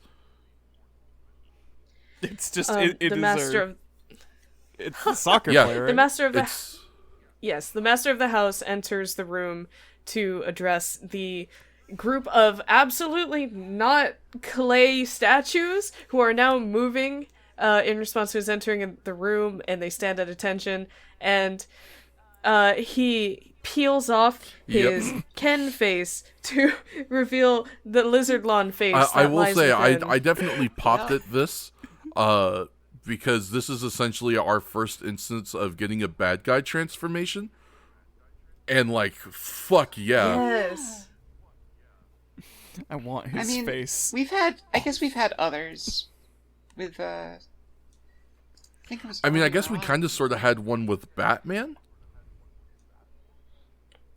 We had one with who, Man. Scorpion Man? Scorpion. Oh Scorpion yeah. Man. Yeah. Yeah, Oh Scorpion. yeah, he Peeled off his also face. peeled off his had face. had a face off. Yeah, so I guess it's not our first It's instance, but it it's was still great. I guess it was just kind of like the framing of It's it. I always could good. hear the henshin that he didn't say. And I was like, this was like a proper like monster transformation.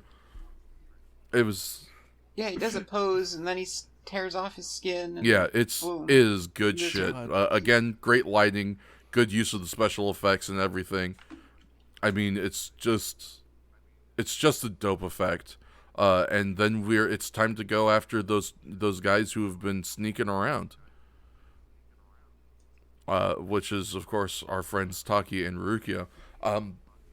I can't remember anything significant about this fight besides like the main plot point.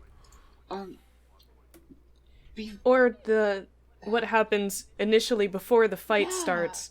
There are boulders that fly out of nowhere down this hill. Taki's just Dudiko spots dead. them and says, "Look out!" And Taki's like, "I don't understand women speak," and gets hit by the boulders. I appreciate that He gets that is how you have absolutely chosen to bodied interpret what happened.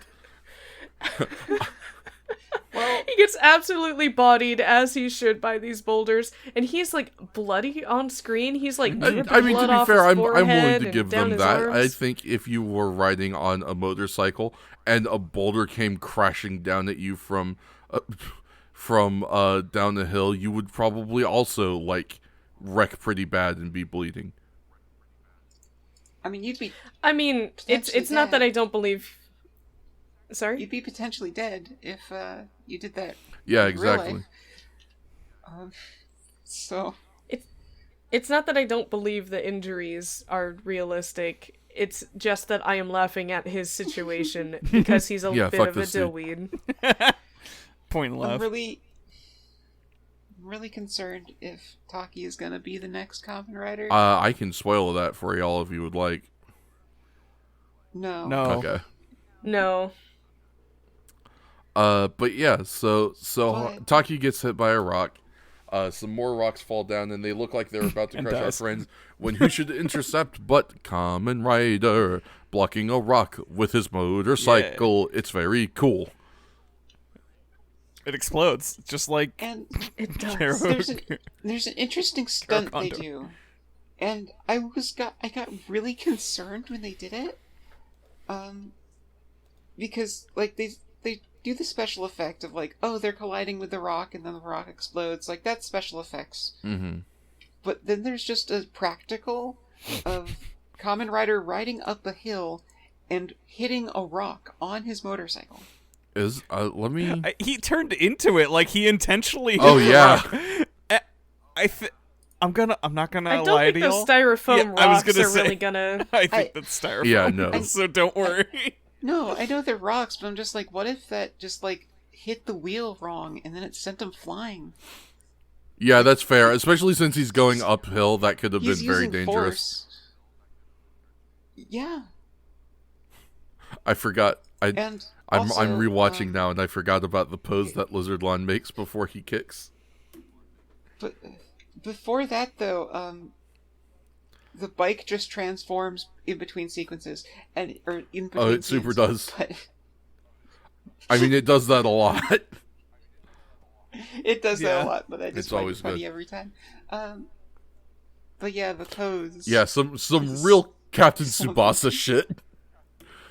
I will say I thought it was very funny. B said something at the top of the episode when we were watching this that proved to be completely prophetic about Godzilla. Oh yes, Yes.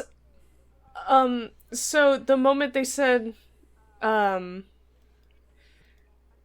believe the moment the soccer player was introduced as the person they were going after, and obviously the title gives away the makeup of the next monster of the week. I was like, hey, does anybody watch a lot of old Godzilla movies? Does anyone remember this old signature move that no one likes to remember because it's kind of lame in hindsight, where Godzilla just kicked rocks at people all the time? Wouldn't yeah. you know it? That's exactly what this dude's entire skill set is. He's a Godzilla cosplayer. Yeah, pretty much. That just kicks Which shit. is A little a bit. bit ironic now that I think of it more.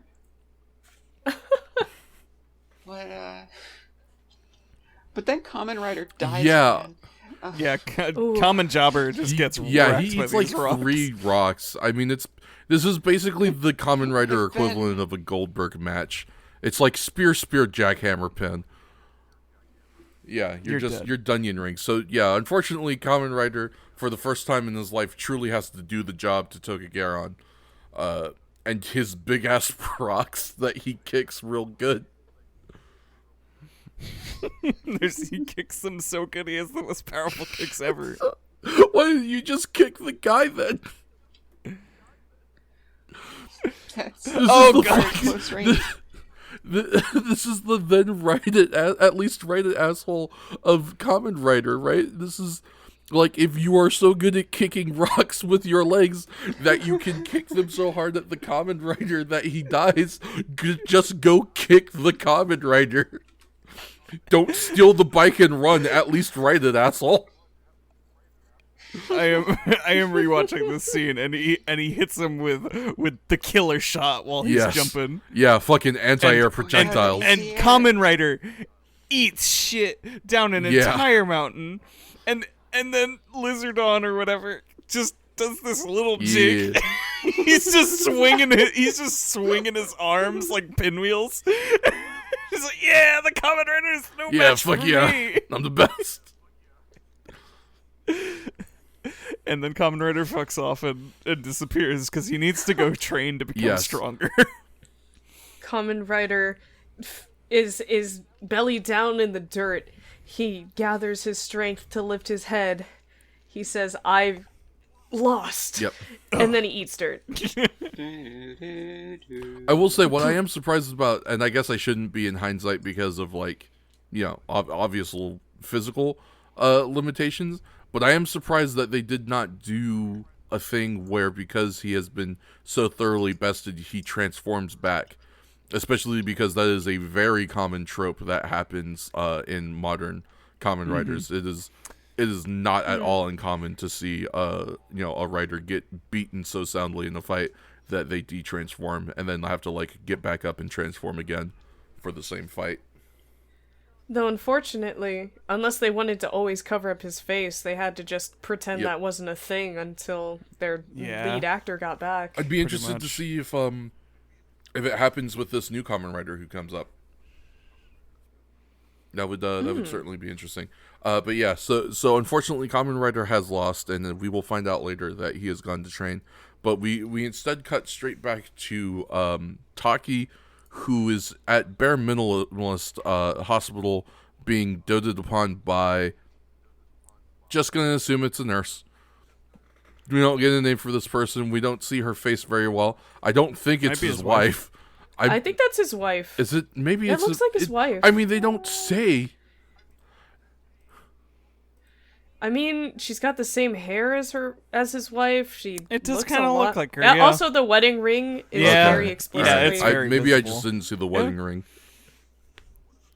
Doted by his wife. His chest is out. He's still got his medallion. He's waxed. My comment here was he waxes his chest, but not his eyebrows. Priorities. As he should. Yeah. As he should. Go off, King. Yeah, well, I maybe this guy isn't king. the king. Mm. He's at least a prince. He's like a duke. Look, fuck it. I'd let him in, but I have low standards. Duke. Well, maybe that's because you don't have to worry about him being a misogynist. I just have to worry about him being racist. And the answer is yeah, sure. Probably. It's Japan in the 70s, let's be honest. Anyway. So Taki is wondering what they are going to do about Shocker now that Kamen Rider is lost. And meanwhile, Kamen Rider is at Cool Dope Mountain, where he's going to go train. And who should come up to assist him in training but his good friend, his longtime partner, his friend and confidant, Mr. Tachibana, who reveals that apparently he used this mountain once previously to train Kamen Rider in the ways of being good at motorcycle. How, I couldn't possibly tell you. I guess they set up a course or whatever. But Tachibana's like, I'll train you again if you need it. He just put him through his ultimate training. Before getting into the training, there's just one scene that I really, really like that kind of is another just example of Kamen Rider's physical prowess. And it's that before Tachibana shows up to offer assistance, Kamen Rider is just kicking the mountain to make boulders fall off. Like some real Dragon Ball shit, and I love it. It's incredible. Yeah. It's extremely good. So Kamen Rider just trains by way of having, rocks rolled down at him by Tachibana from very high up. And doing so allows him to perfect the ultimate move that is going to allow him to defeat Tokugaron, the Lightning Rider Kick, which is basically just a rider kick that's a drop kick. Big old missile drop kick. Both feet. Very powerful.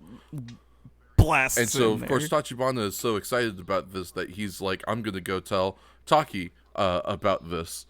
And when he goes to get Taki, well, wouldn't you know it, Taki's gone. But we find a little bit of evidence as to where he may have gone. Because there is something on the floor next to his bed. And Tachibana picks it up to inquire about what it is. And it's an ID. It's an ID that belongs to Taki. Wait a minute. What's this? Taki works for the Japanese branch of the FBI. Yes, that's right, motherfuckers. The prestige no one would have ever guessed. Apparently this dude has been an agent for the Federal Bureau of Investigation the whole time. Yeah, which he of course reaffirms to us as he is sneaking into the Shocker Villa because now we need Yeah. proof that what Tachibana has read on this ID is in fact true. So we need to hear it right from the cat's mouth. So he sneaks into the Shocker base. He finds where the Fasci statue is. He gets attacked by some Shocker grunts.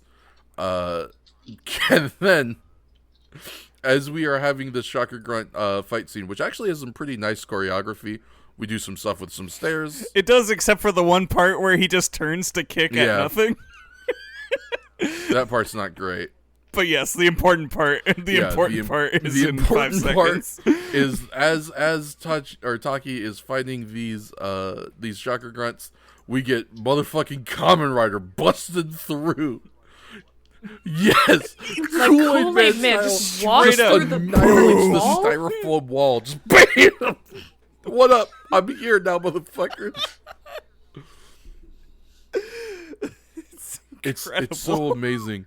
And he's like, what is, I forget what exactly he tells Taki. I think he actually tells Taki to deal with the Shocker grunts and that he's gonna go deal with Tokugaron. Yeah, and his monster armor. I just looked at the line, and I don't remember this plot point whatsoever. Let me read it. Kamen Rider comes in, helps Taki to his feet. Yeah. Taki says, you have to get to the laboratory. They're going to unleash its radiation on Tokyo. Yes. No. Yes, I guess that's why they want to get I in. can handle things here. This is covered earlier in the episode because that they keep mentioning it with the electromagnetic barrier as well. Right, yes, that's why they're trying to come in. Maybe my brain blocked it out because I never believed for a second. Even they'd Kamen succeed. Rider mentions, like, if You're they get so through right. that barrier, the radiation will leak out and destroy Tokyo in 10 minutes flat. You know, maybe being on, like, single-digit numbers of sleep does stuff to your brain, because I also did not remember Yeah, I was that going to say, plot you're point. one to talk. It goes by. was Stuff goes by pretty fast. I was just very hung up on the technicalities of one. Okay, if the barrier is destroyed, I mean, they almost make it sound like if the barrier is destroyed, then the radiation might almost automatically leak out. What are they doing in there? What is so potent in there that they are allowed to house in there? I mean, I know there's some leeway given to this being fiction, they definitely but I mean, treat there's a it lot like of restrictions in Japan They regarding what definitely treat weapons it they like can the have. barrier being broken is equivalent to, like, a nuclear fallout. Yeah, what And, the like, hell? They're not even smart enough to make a cannon for their large, heavy projectiles, and instead wasted all of their money and assets on kidnapping a famous soccer player to transfuse with elephants and lizards. Wait, they found him through Shocker Google, okay? I don't care Shugle, about your if you will. shocker Google. Does that make it better? That is actually another thing that I wanted to cover earlier. When Taki is first sneaking into the Shocker house and he's looking at all those statues, Tokugaron comes in his human form and they have a conversation. This guy is supposed to be a fucking famous soccer star. Taki doesn't recognize this dude the second he walks into the door? To be fair, I don't know anything about sports ball, and if any famous athlete approached me and said anything, I probably would never know. While I give you that, as someone who is from the same city as me, and has known the same sports team with the same sports stars as me, if you were investigating a Nazi hideout, and fucking Tim Duncan walked in, and was like, "Hi, I'm the owner of this house. You don't need to worry about my weird, creepy statues," you wouldn't be like, "Hey, aren't you fucking Tim Duncan?" I mean, I suppose maybe I underestimated Ken's infamy. That's probably fair. But to be fair, I don't know. Maybe Ken Namoto isn't as famous I wouldn't recognize... Because Tim Duncan is probably an international figure at this point, and also, there are probably only, 5 people on that team, most of which aren't even still active on that team that I would recognize. If any of the random other people who played with Tim Duncan said that, if I ever saw them, I probably would have no clue who they Boris are. Diaw rolled up on you and was like, "I'm the master of the house," you'd be like, "Who? What's a Boris Diaw?" And no shade on that person. You're amazing. I'm I not don't- really into. Okay, I don't but watch Ken- sports. I wouldn't know you. Fucking That's my purse. You're gonna tell me Taki doesn't watch sports? This dude? Yes. He's too busy playing video games. In the 70s, Gopher? He's too busy In the early being 70s? Yeah. He's too busy being an FBI agent and getting some mad tail from his beautiful wife. That's fair. No, he's His wife is pretty beautiful. What's a sport? Who gives a shit? I'm from America. I don't follow Japanese soccer. He's just Japanese dude, though. Yeah, if there's From the Japanese bridge. I'm pretty sure this is just a Japanese guy.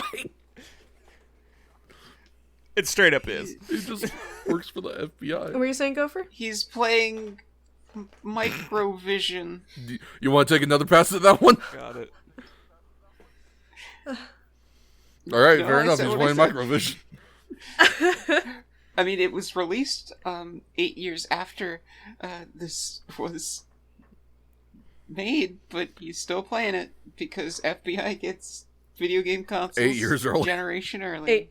Yeah. 8 years is one generation. You're so right. Well, to be consoles, fair, yeah, I was going of to say course. PS4 came out in 2013. Yeah. Ugh, Did it really? Yeah, don't remind me. actually, I think it came out in 2012. What?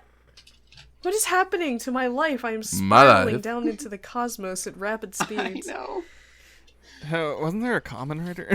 What's a common writer? Wasn't there like a Kamen monster Rider. or something that they were fighting? So, so Taki says, "I'll take care of things here," and leaves Hongo to go pursue Yep. the rest. And we get this very interesting shot, actually, that just further pushes the Godzilla because of Yeah. the forced perspective. Yeah, it's actually very, quite nice. very good, like, making Tokugaron seem larger than life kind of a shot. Too bad he's such a nerd. Well, he's not as big of a nerd as Cobra Man, but he's a pretty big dork. Yeah. They're all dorks in this Hey, episode, you fucking though. leave Spider-Man alone. Spider-Man actually Spider-Man gets is a a big glow dork up. in this episode. Yeah, a a little glow bit, up, yeah. kinda. His costume looks a little bit nicer. He gets a cool new weapon. He You sure know, actually, does. I'll take that back. Spider-Man was effective in this Yep. episode, more so than anyone else. Way more effective than fucking Chameleon, man. Come on, dude. Which is Yeah. Crumple. got inspired by the awesome fan art that Yeah. Shocker made of him. It's like, well, shit. I gotta live up to this. Step up. But unfortunately, once Kamen Rider catches up to Lizardlon and his entourage of resurrected monsters of the week, the fight doesn't really entail Nope. any of their abilities. In fact, for some of them, they It's make just up like- shit. It's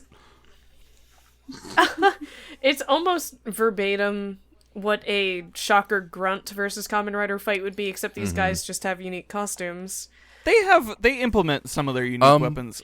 They wholesale invent there's a one. couple. I think yes. they, I think they make Everybody use gets of a shot at him with a unique weapon. Saracenian's like whip thing.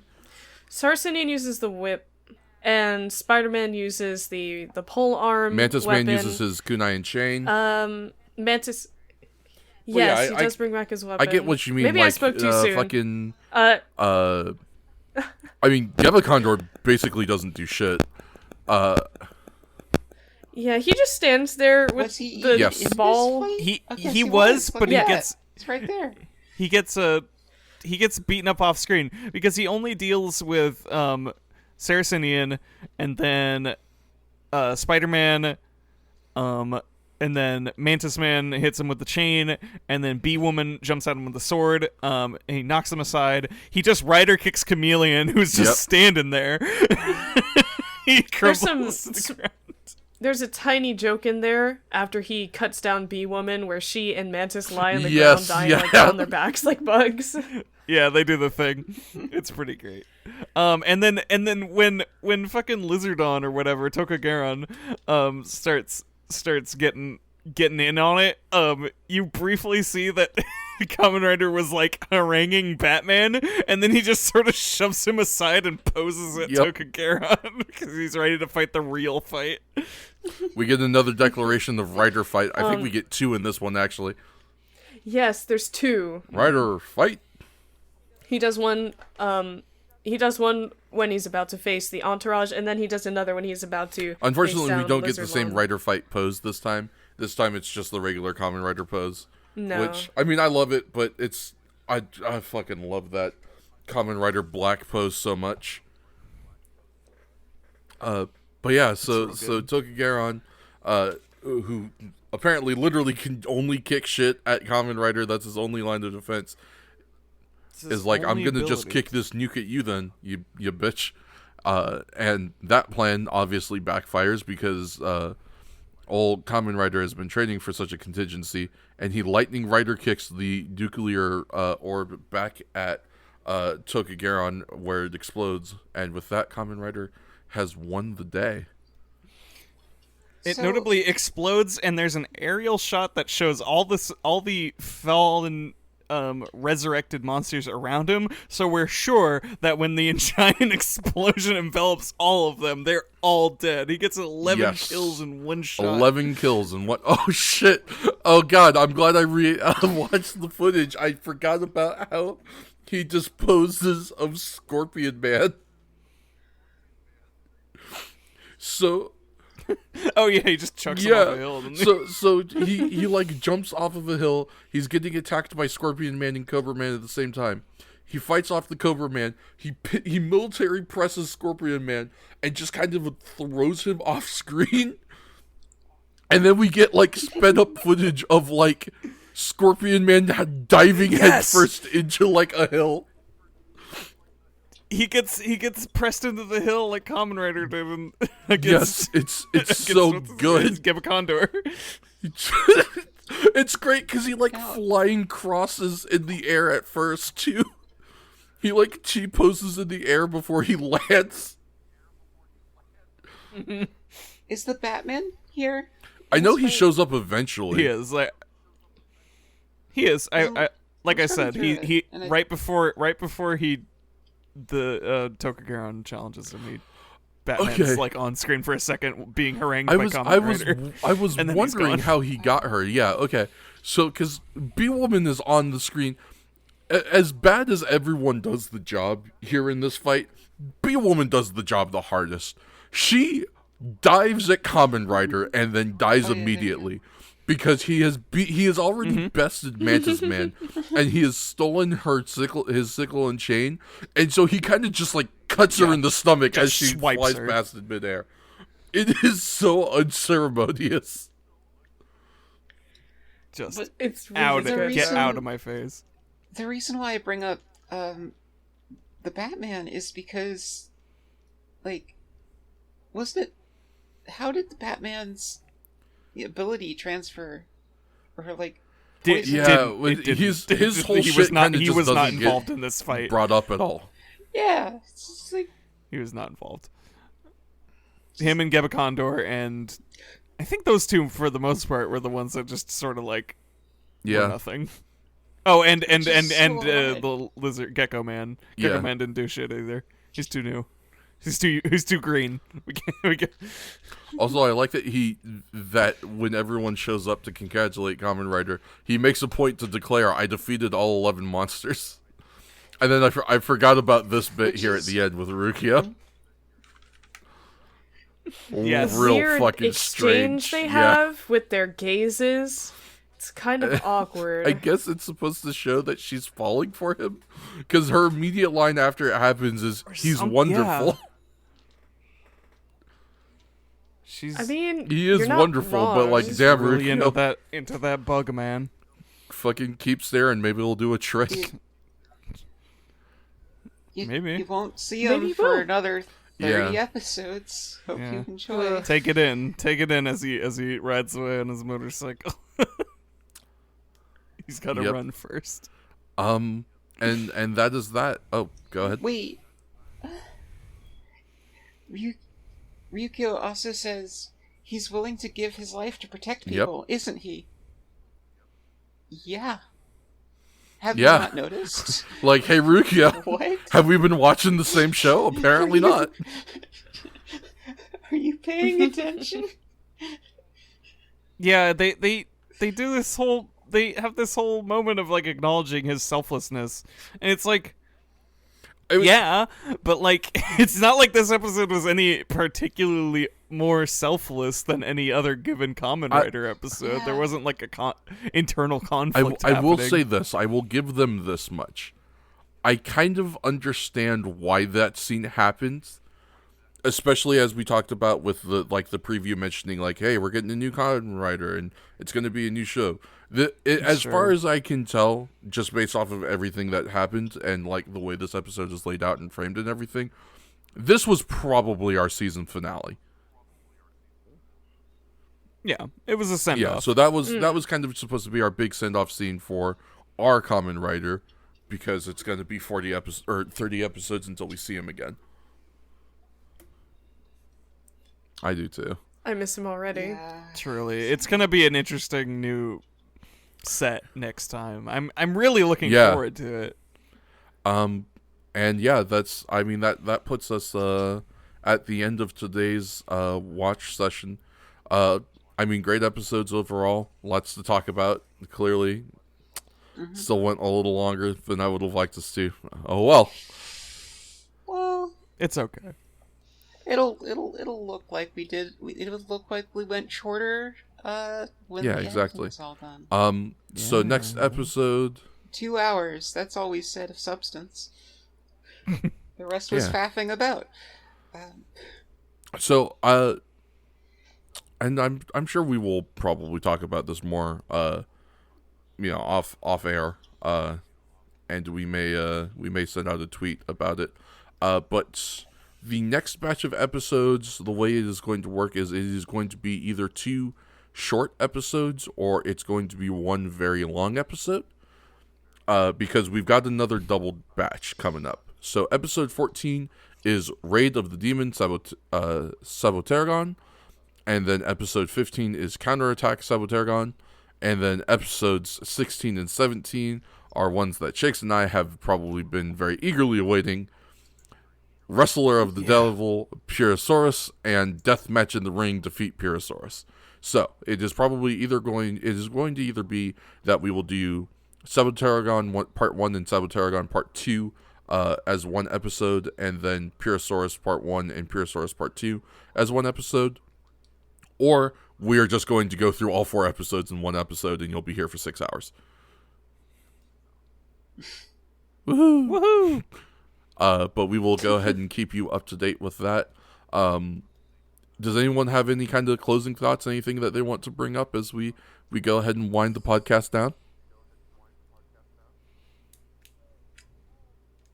So, my initial thoughts before you had actually given us some additional trivia about the lead actor's injuries were, I had thought that with the first episode and the second episode, I was getting the same feeling as Shakes, like there's a clear trend here. I thought they were working towards Kamen Rider is not capable of doing this by himself anymore.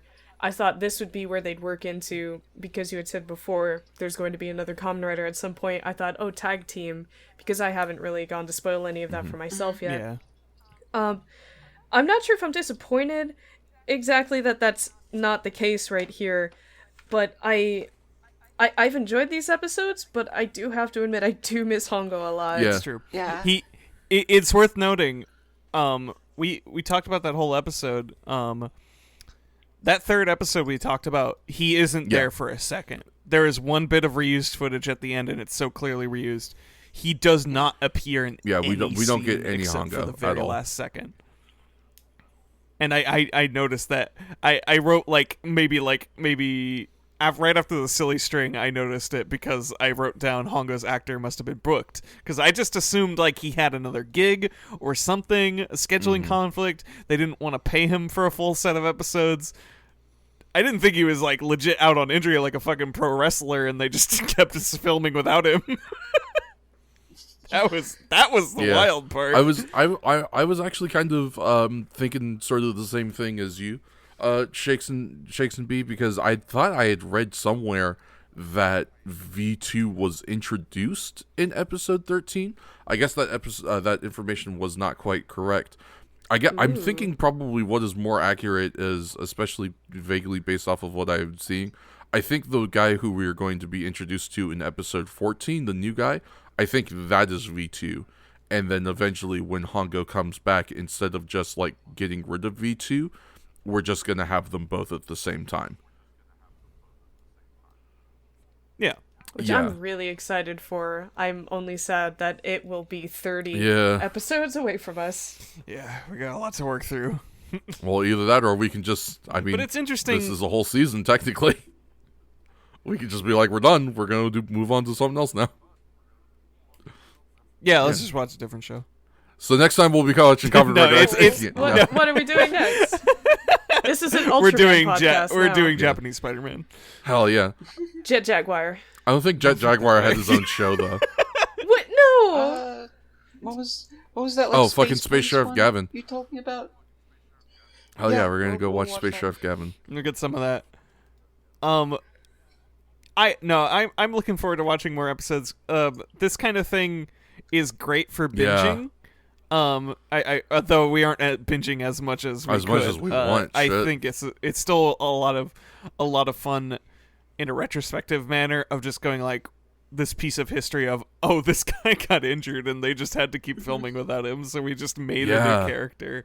Like rolling with the punches in production and just making a show weekly. That kind of stuff is fascinating, and it's cool to see it from a historical lens. Yeah. So I'm looking forward to that kind of thing. You never know what they're going to throw at you in original You Kamen really Rider. don't. I thought I had maybe even the vaguest semblance of an understanding as to what this show was going to be like, just because I like understood the origins of it and everything, and I could not have been farther from the truth. I truly do know nothing. No thoughts, head empty. Because, god damn. Like, this series has been so unique and so groundbreaking in so many various ways. I think that is probably the part that kind of is boggling the mind the most, is some of the stuff that they are coming up with in this show, some of the ways that they are working around certain, let's call them technical requirements, the effects that they are using, the ways they are working around trying to get certain effects to happen. I mean, even stuff like, as much as we, laughed about it and as silly and as fun as it was to watch, even stuff like in the Geckgeras episode with the death light and how they did that effect, it's just so kind of intriguing to see how they are doing this stuff. Oh yeah, absolutely. It's very rare that you kind of get to see. I mean, it's kind of rare to see the groundwork of any kind of a show be laid, but especially one that ends up having such a history. I mean, this is a show that is now going on its 50th anniversary. It is one of the most popular children's shows in Japan. It is like huge Japanese franchise to the point. I mean, there are literally, I know because they this is kind of a scene that they do in one of the recent movies. There are generations of people in Japan now at this point where sons are watching Kamen Rider with their fathers who watched Kamen Rider. Yeah. Some of them even with their fathers who also watched Kamen Rider, depending on how old the family is. This is a kind of I don't know quite how to say it, but it's such a force. It's such a major thing, and to be able to have access to go back and see this is the groundwork, this is the foundation, this is where they're patting down the dirt and they're finally starting to lay down the first couple of bricks or planks of wood on what would eventually become such a huge franchise. It's very cool to see. From a personal standpoint, that concept is fun to me because it's kind of like to a small degree the Star Trek generations. My mom and her mother were both very into Star Trek, and I know at least her mother watched from the beginning, and that's definitely was passed along through her to me and my siblings, and it's just cool seeing a different kind of, I guess, another culture's entire touchstone. Right? Yeah. I was actually thinking about Star Trek myself. When I was kind of trying to think about how to talk about Kamen Rider, because that is very much so a thing. My father, to my understanding, he watched a little bit of like the original Star Trek when he was younger with his father, and then when myself and my younger sibling or my older siblings were younger in the mid to late 90s to the early 2000s, we used to watch the Next Generation with my father, and I'm sure there are people now who are watching the newest Star Trek with their kids, like they used to do with their fathers. And so it's not very often that you get something that's so multi-generational and still such like a major touchstone after all of those generations, and to be able to like go back and be like, hey, this is where it all started, it's very cool to look at. It's I personally also feel like it's especially interesting because it is, as we looked into earlier with the first couple episodes, this is not only the spawning point for this series, but also the spawning point for my own actual childhood as well. Because I think without Kamen Rider and without its success, we don't end up getting Kimetsu Sentai Go Ranger.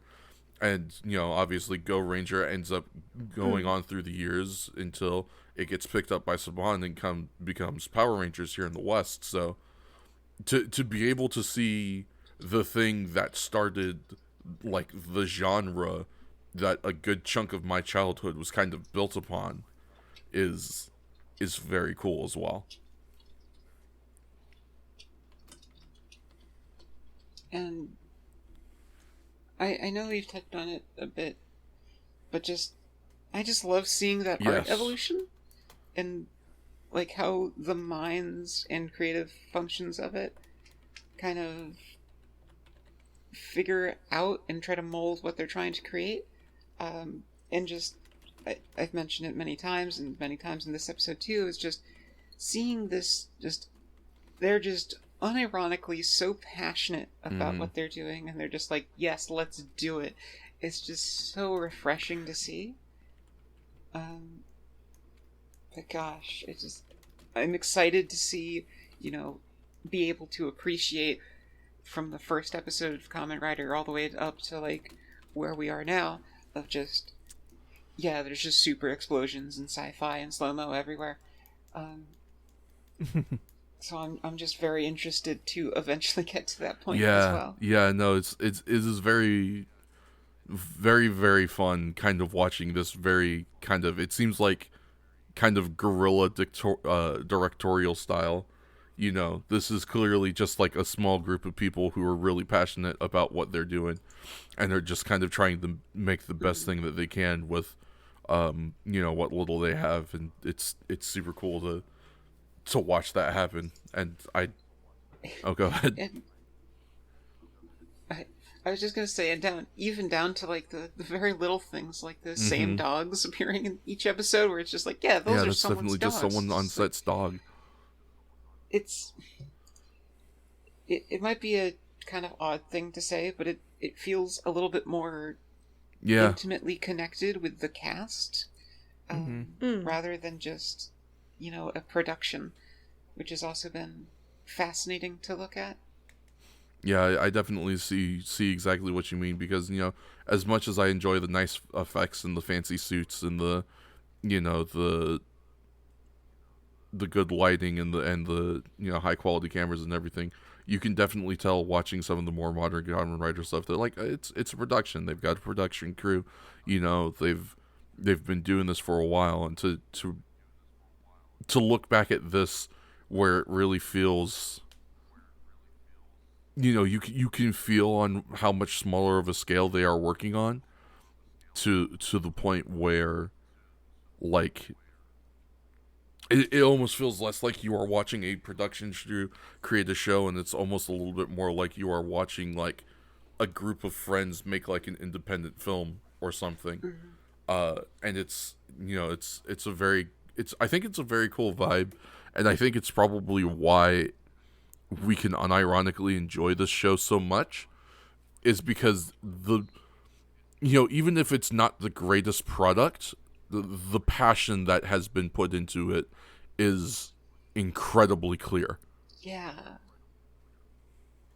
Mm-hmm. And it just oozes out, and it's just so wonderful to see. I didn't expect us to get all sappy like this at the end of the episode, but I mean, it's... I guess it's... Yeah, I mean, we're saying goodbye to Takeshi for a while. He's become... He's gonna turn into a skeleton. He's been our friend Paper for so skeleton long. Takeshi. Blam. He's stuck with us for 13 whole episodes. I really thought we were gonna ride this whole thing out with him, and he's got to go for a bit. He's gonna come back, but it's still sad a little bit. So you'll forgive us. God, if we're getting Good this sappy Lord. on episode... By the time we get to episode imagine 96, how we're gonna feel on again. episode 98 Going to or whatever. cry. Yeah. There might be Or we'll tears just be shed. so fucking tired Yeah. of this. or we'll just be done. There's two I have no more two tears to shed. turds, two ways this can turn out. Just good riddance or tears streaming down her face. Like, we all did it. Hooray. Maybe a little. Well, It could be a little both. I'm excited to figure Until out then. what it's going to be, and we hope you are too. Thank you for indulging us in these episodes. If you liked what you heard, For another yeah, 4 hours. unfortunately. If you liked what you heard and you want to check out more, we had that ad break earlier, so you know where to find us, where to check us out. Does anyone have anything else that they want to close on before we head on out? I honestly don't remember if we're updating post episode death count or not, or if we're only doing that at the beginning of the episode. No. I could I'm give not a gonna make rough you do that. estimate, but it won't be Yeah. exact until I make Yeah, a we'll rough save the estimate. It's a exact lot. numbers. Yeah, Many deaths. several deaths have happened. Many, actually, a lot. At least Sincerely, 11 a lot. for Takeshi. Oh, you know what I'm thinking of? We usually do a tweet as the thing. What Oh, are you no, thinking you know of? what I'm thinking of? This death count is going to get really complex real You quick. think so? Oh shit, we're getting a new writer, huh? Yeah. Oh, hey B. Oh no. Hey B, I just wanted to say I'm So sorry. What? I'm sorry. Well, I didn't know there would be multiple writers getting into this, but I've committed myself to the cause. And we appreciate you for that. I mean, it'll be a while before we have multiple writers to we've keep got track until of. episode 40. We could just break it up by size. That too. I mean, Team Kamen we probably Rider want those and Team numbers, though. Fashion. We could... Kamen Rider 1, Kamen Rider 2, Yeah. Team Kamen Rider. That is the thing I can do. That's something to figure out later. But Yes. until then, Anyway. we will go ahead and stop doing planning on your podcast, and we will just say thank you very much. If you enjoyed the show, thank you very much for doing so. Feel free to like, comment, subscribe, all that good stuff. We can't wait to see you again on the next episode, and we want you all to remember, if you can't believe in God and you can't believe in Buddha, you can always believe in Kamen Rider.